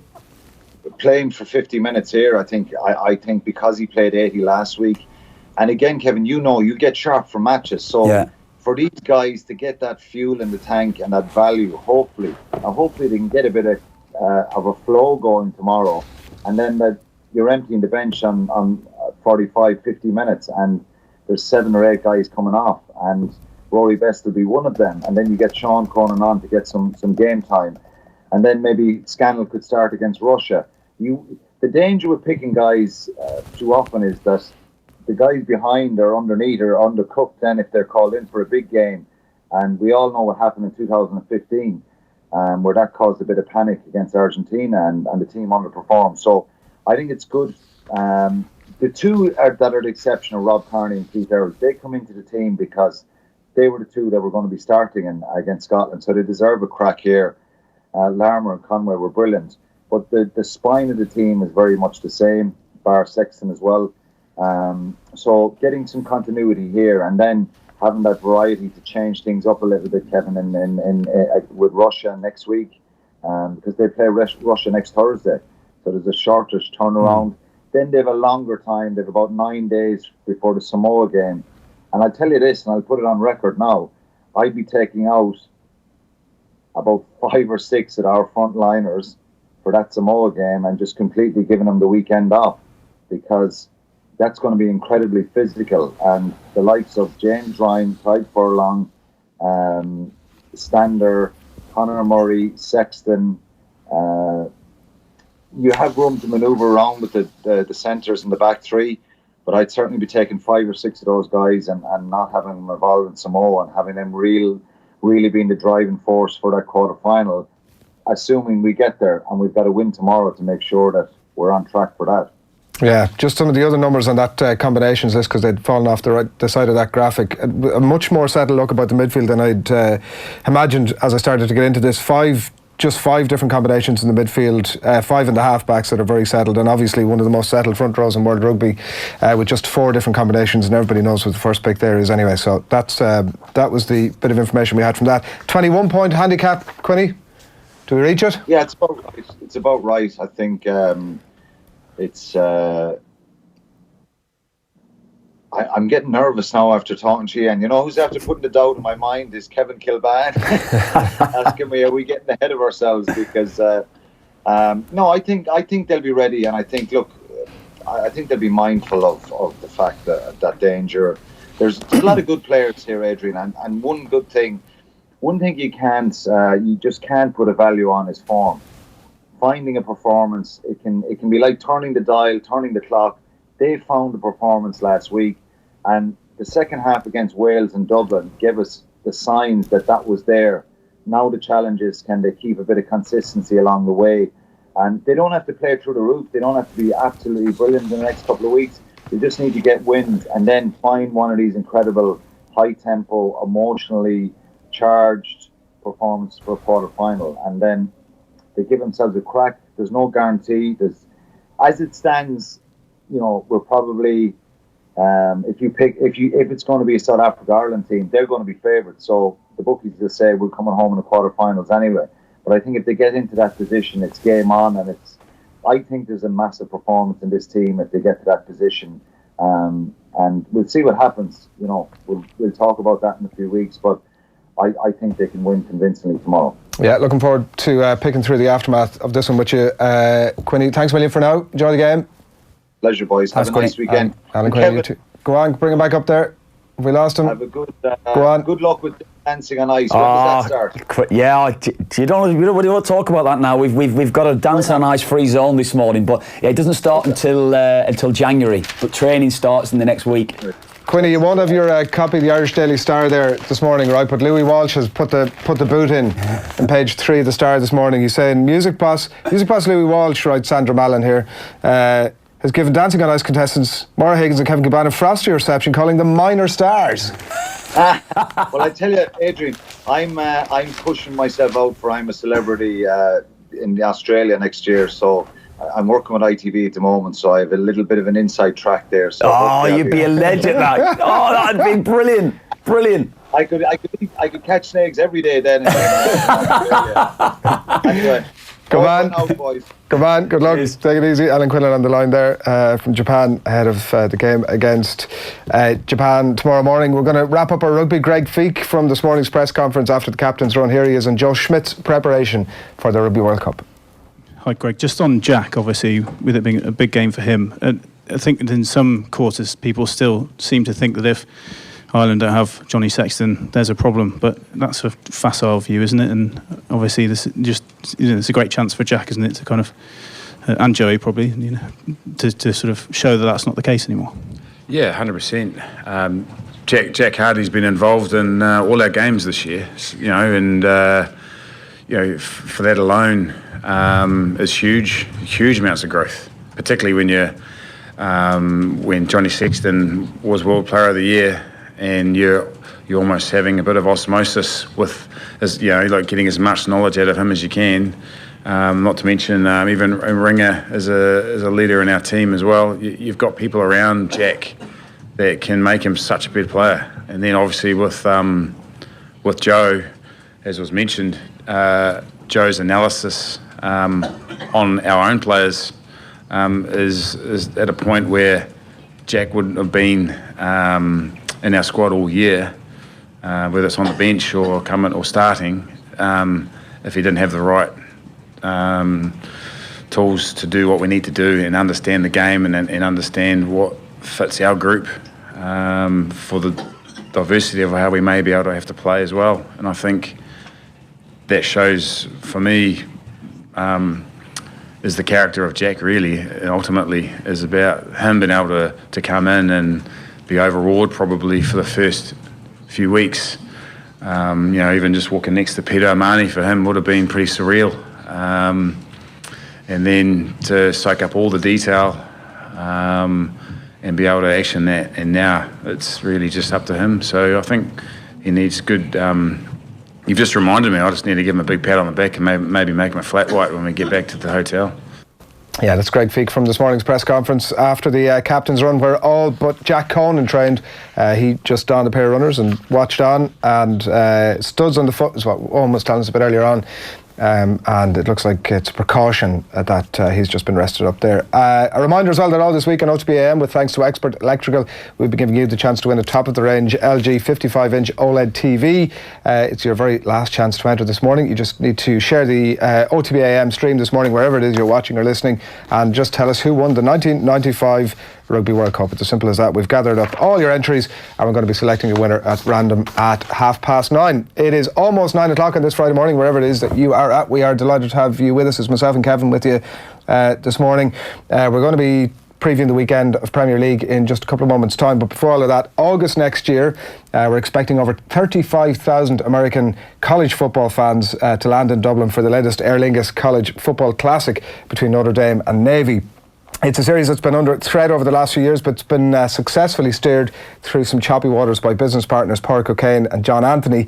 Tailgating, trumpets at City Hall, drums at midnight, and of course the football are going to be front and centre on August the 29th, right here in 2020. Here is my report with Pádraig O'Kane and John Anthony from South Bend, Indiana.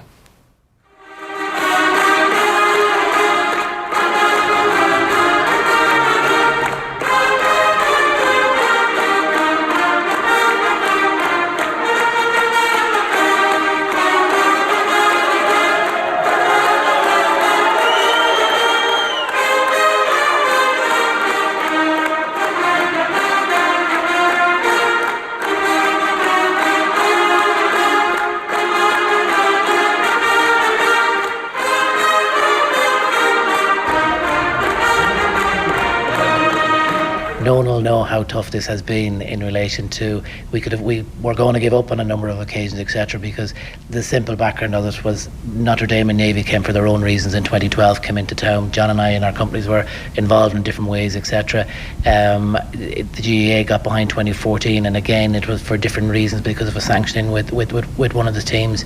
And then 16 it wasn't happening, and I remember the weekend John and I talked on the last Friday in February, and unfortunately the Boston College and the relationship had broken down, and we just said it was too big to lose, and we went to set up Irish American events, and it was a rodeo trying to get sponsorship behind it, because a game by itself just doesn't work. So it was really and we were very lucky. We got Aer Lingus to come behind, we got the city, we got Fall to Ireland, Tourism Ireland, in some ways in a battle back then, and the game happened, and it was fine, and it was good. A wet damn day in Dublin with Boston College and Georgia Tech to seen the best of the Irish.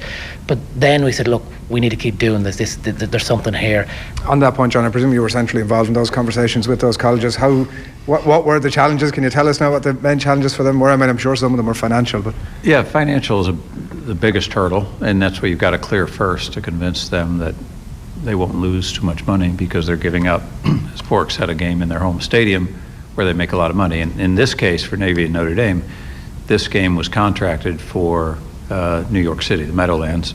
So they've got one of the nicest stadiums in the U.S., and they're going to NFL stadium, high dollar suites, everything where they can monetize that game. So the economics are issue number one. After that, or in parallel with that, it really is finding a university and a coach who will believe in the experience as being positive for not just the school. Everybody gets that, but from a football perspective, from a team perspective, some programs will look at that as so different from their routine that a coach has no interest at all in ever disrupting that, whereas other coaches, and this is who we're looking for, see this as a valuable experience that can help them in recruiting, can help them in their bonding of team chemistry, can help put on the program and educate the student athletes the way they want it to be done. So the coach is as powerful a decision maker in all of that dynamic? Coach is extremely powerful, and you hate to be so simple as look at the economics of it, but coaches at the major programs in college football in the U.S. right now are making $2, $3, $4, up to $9 million a year. So with all due respect to the athletic director and the president, they aren't making anywhere near that kind of money. So ultimately, that coach just has a lot of say in what his programs are going to do. We want the American travelers who are college football fans, we want to capitalize on what is in their head that they expect to do around a college football game. What goes on for activities on Friday or Thursday, what is game day, which we call tailgating, leading up to the game. So we're going to look at the things like you're seeing the trumpeters here in the main part of the university. It's where do we do that at 4 o'clock on Friday in Dublin, in City Hall, or wherever the case may be. So it's really taken out of the two schools, their tradition, and bringing it in for the travelling fan, but also for the Dubliners. We're really keen on that as we build the series up, etc. And hopefully in the coming weeks we're going to have a huge surprise and announcement around this game for Dublin that's really going to get fan engagement, bring it to another level. I don't think if when hopefully we will announce, and sorry to be holding it for the minute, but when we do announce, it's potentially the biggest ever activation that Ireland will have ever seen of pre a game. It's mad, like even talking about it over the last while and thinking about it, how the entire tailgate culture like really speaks to what Irish people are about. And but you're right, it's the trying to get like the dubs out of the pubs around Croke Park and get them into Croke Park in time for throw-in. It's like the half-time entertainment in the middle of games, whether it's rugby or it's football or it's GA, whatever it is. Like there's so much for us to do in that regard. But in terms of the mix of US versus Irish people, that'll be there, because you've spoken about obviously trying to hook that Dublin audience, I suppose, into it. What kind of numbers are you expecting to travel, or what will the breakdown of the people who will actually be in the ground be? Well, this is going to be an exceptional game as we're starting off with it. We had 35,000 in for the 2012 game, and that broke down more or less 28 Notre Dame, 7,000 Navy. We're hopeful and confident the way ticket sales are motoring at the moment that we will at least get close to that, if not overachieve it. The amazing factor around that, if we do, the record was set in 2012 for the largest ever movement of Americans outside the United States for a game, including your Ryder Cups and your Olympics and so on and so forth, and the NFL in London as well. So to beat that record is on our target. So that does mean for this particular game we need less local audience for it. We'll probably have 10,000 odd tickets in the local market. It'll be the week 0 is also not clashing with Electric Picnic. That's important to us. It will be clashing with the All-Ireland football final. We think that's very good in a number of fronts. The first one being an evening kick-off. If you're coming up from Mayo or Kerry or Tyrone or wherever, you can come up and stay with the Dublin cousin and take in the college game on the Saturday night, have a few pints and go on to the Gaelic football final the next day. So we see that as brilliant. We also think that's good for the city to see two major sporting events in, because taking the Rugby World Cup bid and some of the negativity we got back in that, which most people who are involved in the industry disagree with, Dublin is more than capable of doing 2-3 large sporting events on the one weekend. And 29th of August next year will be no better example when you have Notre Dame Navy and the All-Ireland football final on the Sundays.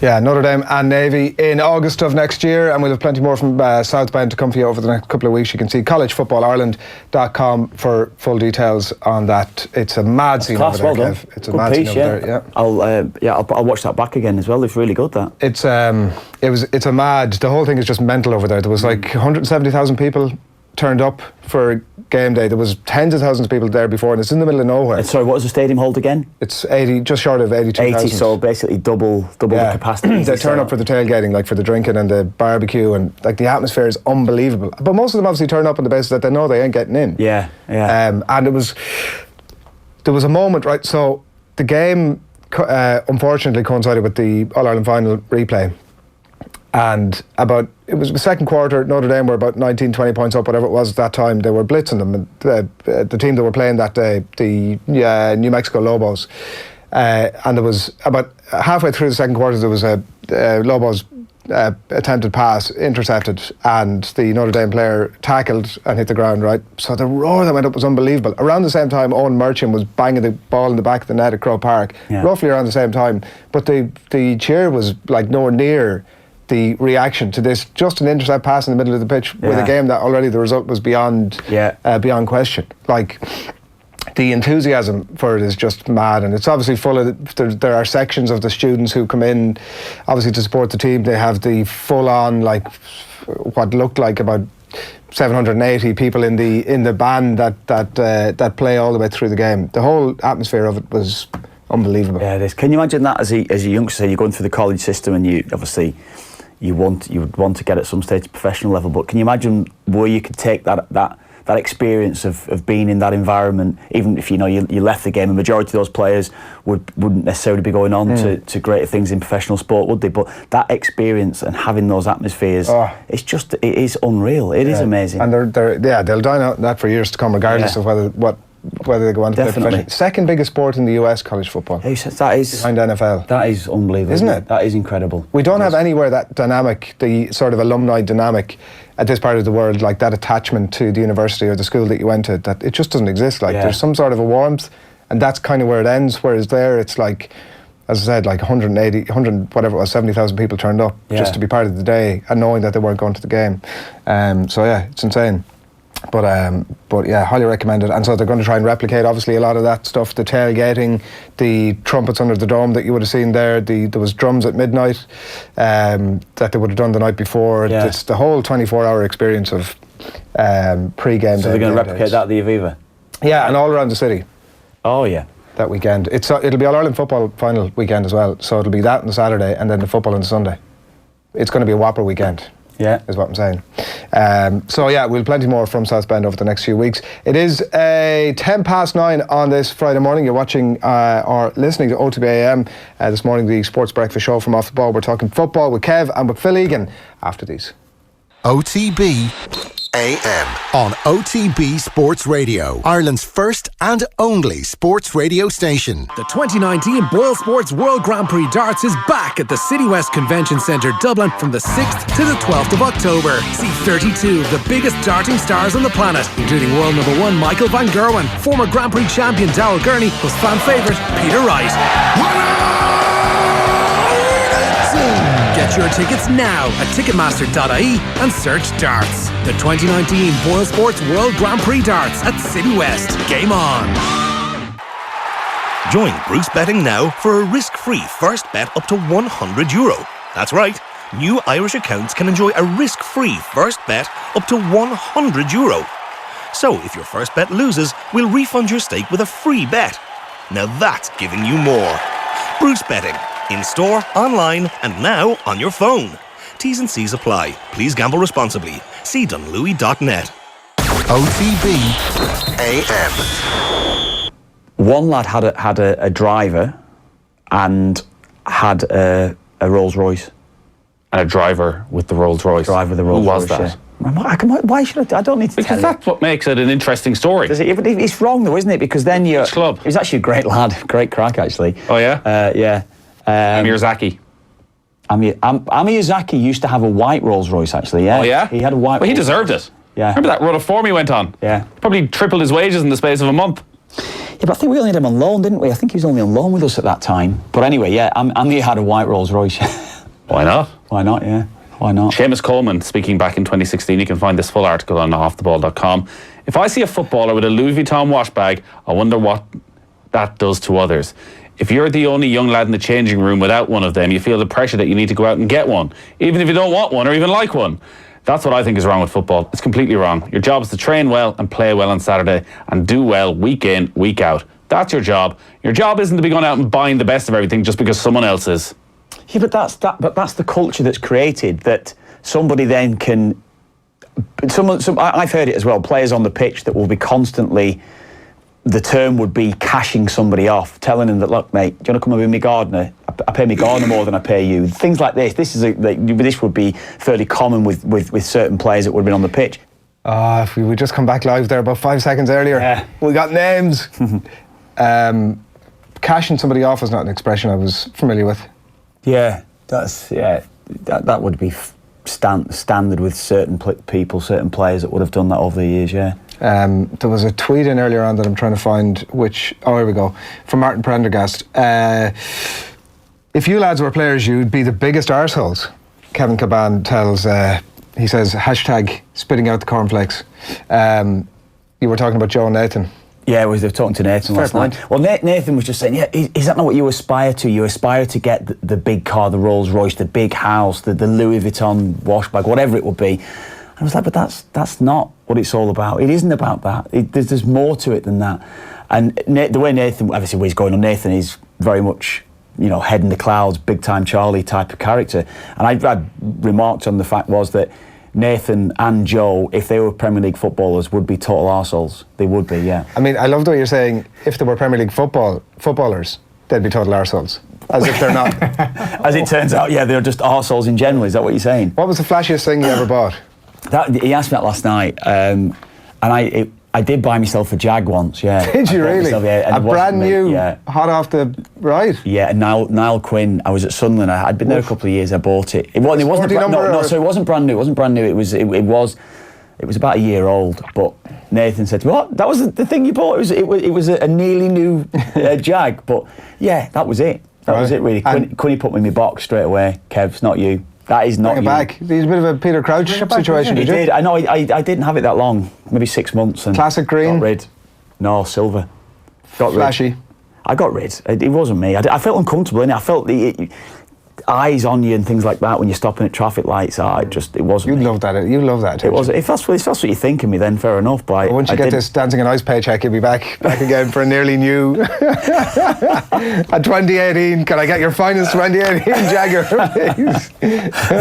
Yeah. Anyway, I changed my car quite quickly. Right. Very good. So that was it. There was nothing else. There was bags or any of that old stuff. No, wash bags. I didn't have a Louis Vuitton wash bag. No, I didn't. No. Pennies. Sorry? What's the Primark? Primark, yeah. But just saying, the presenters that are around me here today, maybe I don't think you'd have it in you. You wouldn't be like Nathan or Joe. No, you wouldn't be. You'd be a bit of a tit, but you wouldn't be. Again, a fair reflection of. I don't know about Phil. Could you see yourself being that flashy type of character, Phil? No, definitely not. No. I'd say you'd stick to yourself. I'd be focused on what I'm doing on the pitch. Yeah. And the other things are secondary. But I'd look after, if you had a load of cash, you'd look after your friends and family. Correct, yeah. You know.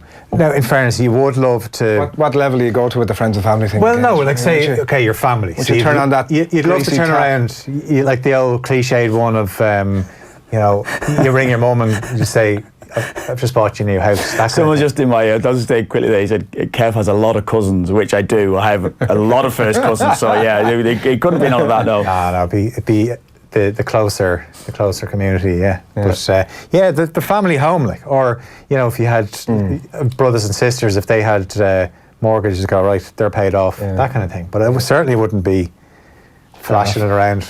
Just a decent fella. The thing is, you see, it's all hypothetical for us. Kevin Kilbane has come through a professional football career, and as much as it pains me to say it, is just a nice guy at the back of it. Yeah. See, do you know what? You've actually proven that. You are. We couldn't be speaking to anybody better this morning. From it could go to our heads for all we know. If you weren't sitting here, if we didn't know, we had no personal knowledge of you or any of that sort of stuff, you would be holding up Kevin Kilbane as the evidence of somebody who can have a professional football career and not be an arsehole off the back of it. Whereas there's nothing nicer I can say about you. I was lucky, and I said it even to Nathan last night. I was lucky that when my first paycheck in professional football was £29.50. When I signed my first professional contract, it was 95 quid a week. So in terms of that, it is your grounding, because you're having to earn your next contract. Even when I signed for West Brom, when I went for £1 million, I wasn't on massive money. I was on good money, and it just went from there, really. So it was I never got carried away with myself, never at any stage, and probably the people around me probably helped that as well. Let's chat some football. I know you've got your news on ready to go there, Phil, but let's bear with the football chat for a minute, and you can obviously chip in and join in as we go. The Ireland defensive situation is one that we want to come to begin with. I'll chat to Phil about it. As long as we watch the games now, we know what it's like. This is the benchmark, or the thing that's been very good about Irish football in the last couple of years. And I was saying about it yesterday. Take the Denmark game aside, we've been very good defensively, largely down to Shane Duffy, but whoever he's been paired with, Coleman and now even under Mick McCarthy, we seem to have had a settled back four, good goalkeeper behind them, and now that's going to be depleted for the next two games. So that's going to be a tough one for us, really. So the Georgia game, you're looking at 3 of the back 4 is not part of Mick's regular. So what's the starting back 4 now? Well, okay, Seamus Coleman, and it's going to be. The problem now is we're going to be watching every game thinking, I hope nothing happens to Seamus Coleman.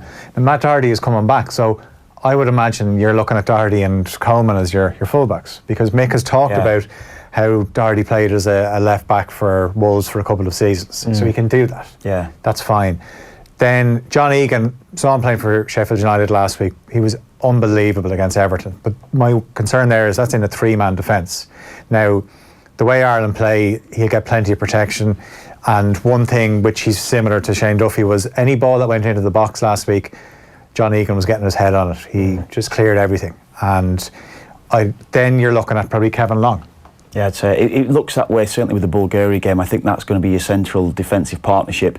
But it is uncertainty. We're now looking at Collins, Masterson, and names like this that are playing. They have been playing enough games this season, but we've got other names now that are going to come into the reckoning because of that. Yeah, definitely. It probably was going to go that way anyway, right? In terms of the age profile of that back four, maybe Shane Duffy slightly less so, but it was going that way anyway. But presumably post the Euros or whatever, it's been rushed through a little bit now. Yeah, that's it. Yeah. How concerned are we in terms of, as we leave this talking point, how concerned are we in terms of the remaining tough games in this group and that back four? Are we talking about a... I'd be concerned simply with the fact that it's untried at the real competitive level. Yes, it's okay, Bulgaria is fine. And it was great that Mick was able to get them in to give them game time together as a partnership, I think those two anyway. But, and I've said it before, the level of intensity and scrutiny around the team for these games that we have coming up is totally different. And that little bit of nervousness, that bit of tension, and how you handle that is off the scale in terms of what those lads would have experienced in their career. So this is a different level for them now automatically because of what's at stake. What is it, 3 games to go now? Yeah. And it's... Like the next 2 games they decide. Yeah, definitely. And Georgia away is an absolute nightmare of a fixture. And then our toughest away game is Switzerland away. And that's followed by that follows the Georgia game. So you've got 2 really tough games. So the toughest away game comes a few days after. And my worry about Ireland teams in the past is not being able to put 2 good back-to-back performances together. And we need... Away from home. Yeah. When was the last time we had a double-header away from home like that? Well, we've put ourselves in a position now where we don't need to win every game that's left. Yeah. And if we beat Georgia, then I think we qualify. I agree with that. And then, because even if we beat Georgia, regardless of what happens in the Switzerland game, it all comes down to the Denmark game. But the significance of the Georgia game is if we beat them, Switzerland and Denmark play that day as well. Would we not need then to draw with Denmark? Well, no, we want Switzerland to beat Denmark, though, don't we? Switzerland beat Denmark. Or even if they don't, just make sure Denmark don't win that game. Yeah. If we beat Georgia and Denmark don't win, then it means that going into the last game, we can afford a draw. I know, but I'd be hugely concerned about our capacity even to get a draw against Denmark. I mean, I would. But I don't think, as it's been proved throughout this group, that Denmark are the side that we showed they were in that playoff match. They're not. They're simply not. Yeah. Eriksson isn't been in great form, but I remember going into that playoff game, Eriksson wasn't in great form going into the playoff game, and we know what happened then, so he is a massive danger, as we know. Let's talk some Premier League for this weekend. Sheffield United against Liverpool at 12:30 tomorrow, Bramall Lane. We've mentioned Phil, you mentioned the Wilder back 3. Does he stick with that in the face of that unbelievably impressive... That's his formula. Forward line? Yeah, he's going for the Merseyside double here, but... Interesting, after the Everton game, Wilder was pretty disgusted with how they played. He just said, we weren't good. So it doesn't really say much for how Everton played, but they'll have to be a lot better. The only chance they might have is if Liverpool are slow out of the blocks like they were against Newcastle a few weeks ago, where first 20 minutes they weren't at the races, where Sheffield United, if they could catch them cold, maybe the first 20 minutes, they might find it harder to break down Sheffield United than they did Newcastle. But you're looking at the Liverpool regulars, they all had a rest during the week, and you'd imagine the fact that they've been training, they won't make the same mistake against Newcastle. Plus it's huge as well, it's the fact that they're playing before Man City. They can go 8 points clear. I know we're only 6 games. The optics of it looks good, yeah. No, it is. It's just important, like when you play first, try and put down the marker, and people are talking about what City did to Watford last week, and that was in reply to losing to Norwich, and I'm surprised City don't do it more often, actually, win game 7 and 8-0 in the Premier League. One other thing that I want to ask about in relation to Liverpool, the Jurgen Klopp comments that, if I get sacked tomorrow, the man I'd want in was Stevie G, and then the question was put to Steven Gerrard after that. I'll read you the quote that Stevie G gave in response. He said he was surprised and flattered. He said, if you read the quote very carefully, which I have, poured through it over his cornflakes over the course of a half an hour and reread it several times by the sounds of things. Klopp says, if I get sacked tomorrow, he's not getting sacked tomorrow. I don't want him getting sacked tomorrow. Maybe if he gets sacked the day after, might be just A-OK. How would you describe this over and back? Yeah, it's a loving, isn't it? Yeah. I could describe it as something different. Yeah. You know what? I mean, it's so funny when you ever sit in press conferences, when you sit in them, the manager's getting asked, or the player in turn, whatever it will be, getting asked so many questions, aren't they? And you take some little snippet out of it. What's Jurgen Klopp going to say when he's asked about Steven Gerrard? Yeah, he's doing a great job. I can't see anybody else that would take over. And then obviously that becomes the headline. But it's Stevie G's response that's like, he's giving all this credibility, will be my view, to something that was just a nonsense throwaway. Yeah, that's what maybe I was getting at when you're asked all these questions, Gerrard. But Gerrard, it would have been put to him, wouldn't it, up in Scotland then again? And he's probably got to bat it off as much as that himself and say, look, well, he's saying, it's flattering. I've read it carefully. Yeah. If you read it carefully, which I have. You might read into what Steven Gerrard and what certain people say a bit too much. Fair enough, Kev. Fair enough. You're throwing that one back at me. Yeah, I'd say that would be the case. I don't know, by the way, if Gerrard would be a good Liverpool manager. Because what Klopp has done since he's gone in, he's changed the whole culture of the club. He is the driving force behind the transformation. When I look at Gerrard in press conferences, because we're talking press conferences, some of the things he says, he looks kind of downbeat, and it's a huge job. I just don't know. But Phil, who? There's no other manager I have seen across the last 25 years watching football, 30 years, whatever it is, that is like Jurgen Klopp. He's a total one-off. So you can simply, if and when Jurgen Klopp does leave Liverpool, there is nobody out there to replace him. There's no one with his personality. There's no one with his charisma. There's nobody that can the energy. Yeah, exactly. Nobody could do, I don't think, to Liverpool what Jurgen Klopp has done, and he has got to be. You know, if you're a Man United fan, or the big rivals, an Everton fan, you're looking at Liverpool with total envy because of the manager, and that is a simple fact of it. He is a brilliant manager, but also his personality shines through every time. I want to ask you about United Arsenal is the Monday night game at Old Trafford. The Arsenal captaincy ballot was apparently a thing that I've heard about. Unai Emery has come out and said that actually he hasn't. One of his players come out and said that they've taken a blind vote, that he's decided that the players should decide amongst themselves. This is not a popularity contest. Why are they holding a blind ballot for who should be the captain of Arsenal Football Club? I know. Why doesn't the manager just step... he's got his leadership group, right? But step in and say, I've identified that you may not get on with everybody, but you are the person that we need to lead this club. It's not a popularity contest. Yeah, but you got to do whatever you can to get the armband off Xhaka.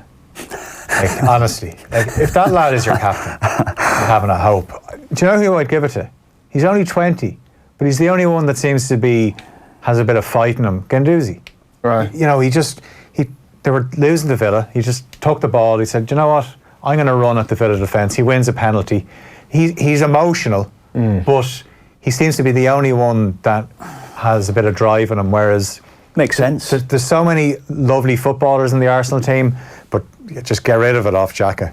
Well, Holding was out during the week talking about David Luiz is a fantastic influence off the pitch. Maybe he should be somebody. It might be a fantastic influence off the pitch. Not a huge amount of evidence on the pitch. Your captain, I would always say, your captain has got to be almost indispensable. He's the first pick every week. You know full well you can rely on him to do the professional thing on the pitch. Yes, off it as well, of course, that's the thing, but you know that you're going to be able to rely on him when you get over the line. You can't rely on David Luiz, let's be honest. You're not going to be able to rely on him to do the right things all the time. On the United front, they've only scored more than one goal once in their 8 games so far this season, league and others. The Chelsea game when they had 4-0. So never 4-0 as well. I know, and people thought it was been blown out of proportion when people said, it was never a 4-0, but it turns out it really was never a 4-0. But they dominate possession every week, but yet don't seem to have any capacity to do anything with it. But when Solskjaer first took over, it was a flip on that. They weren't dominating possession. They were playing a counter-attacking way,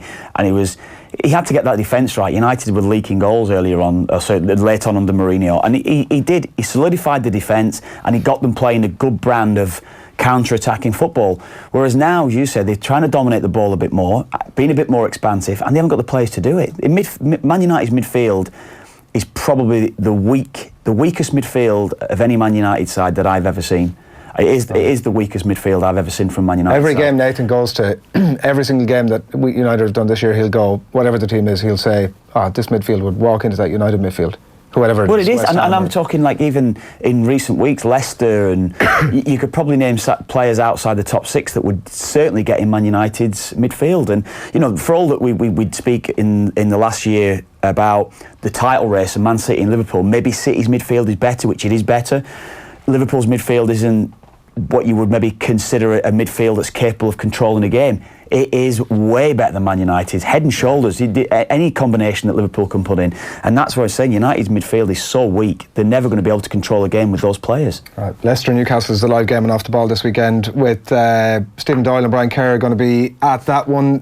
Phil, you're going to give us a couple of stories before we wrap up. Okay, we'll race through it here. I know the game of the weekend in the Rugby World Cup, Wales and Australia. Wales are unchanged, which means Alan Wynne-Jones, the captain, will become their most capped player. 130 caps he'll win on Sunday. 4 changes for Australia: Will Genia and Bernard Foley among those to come in.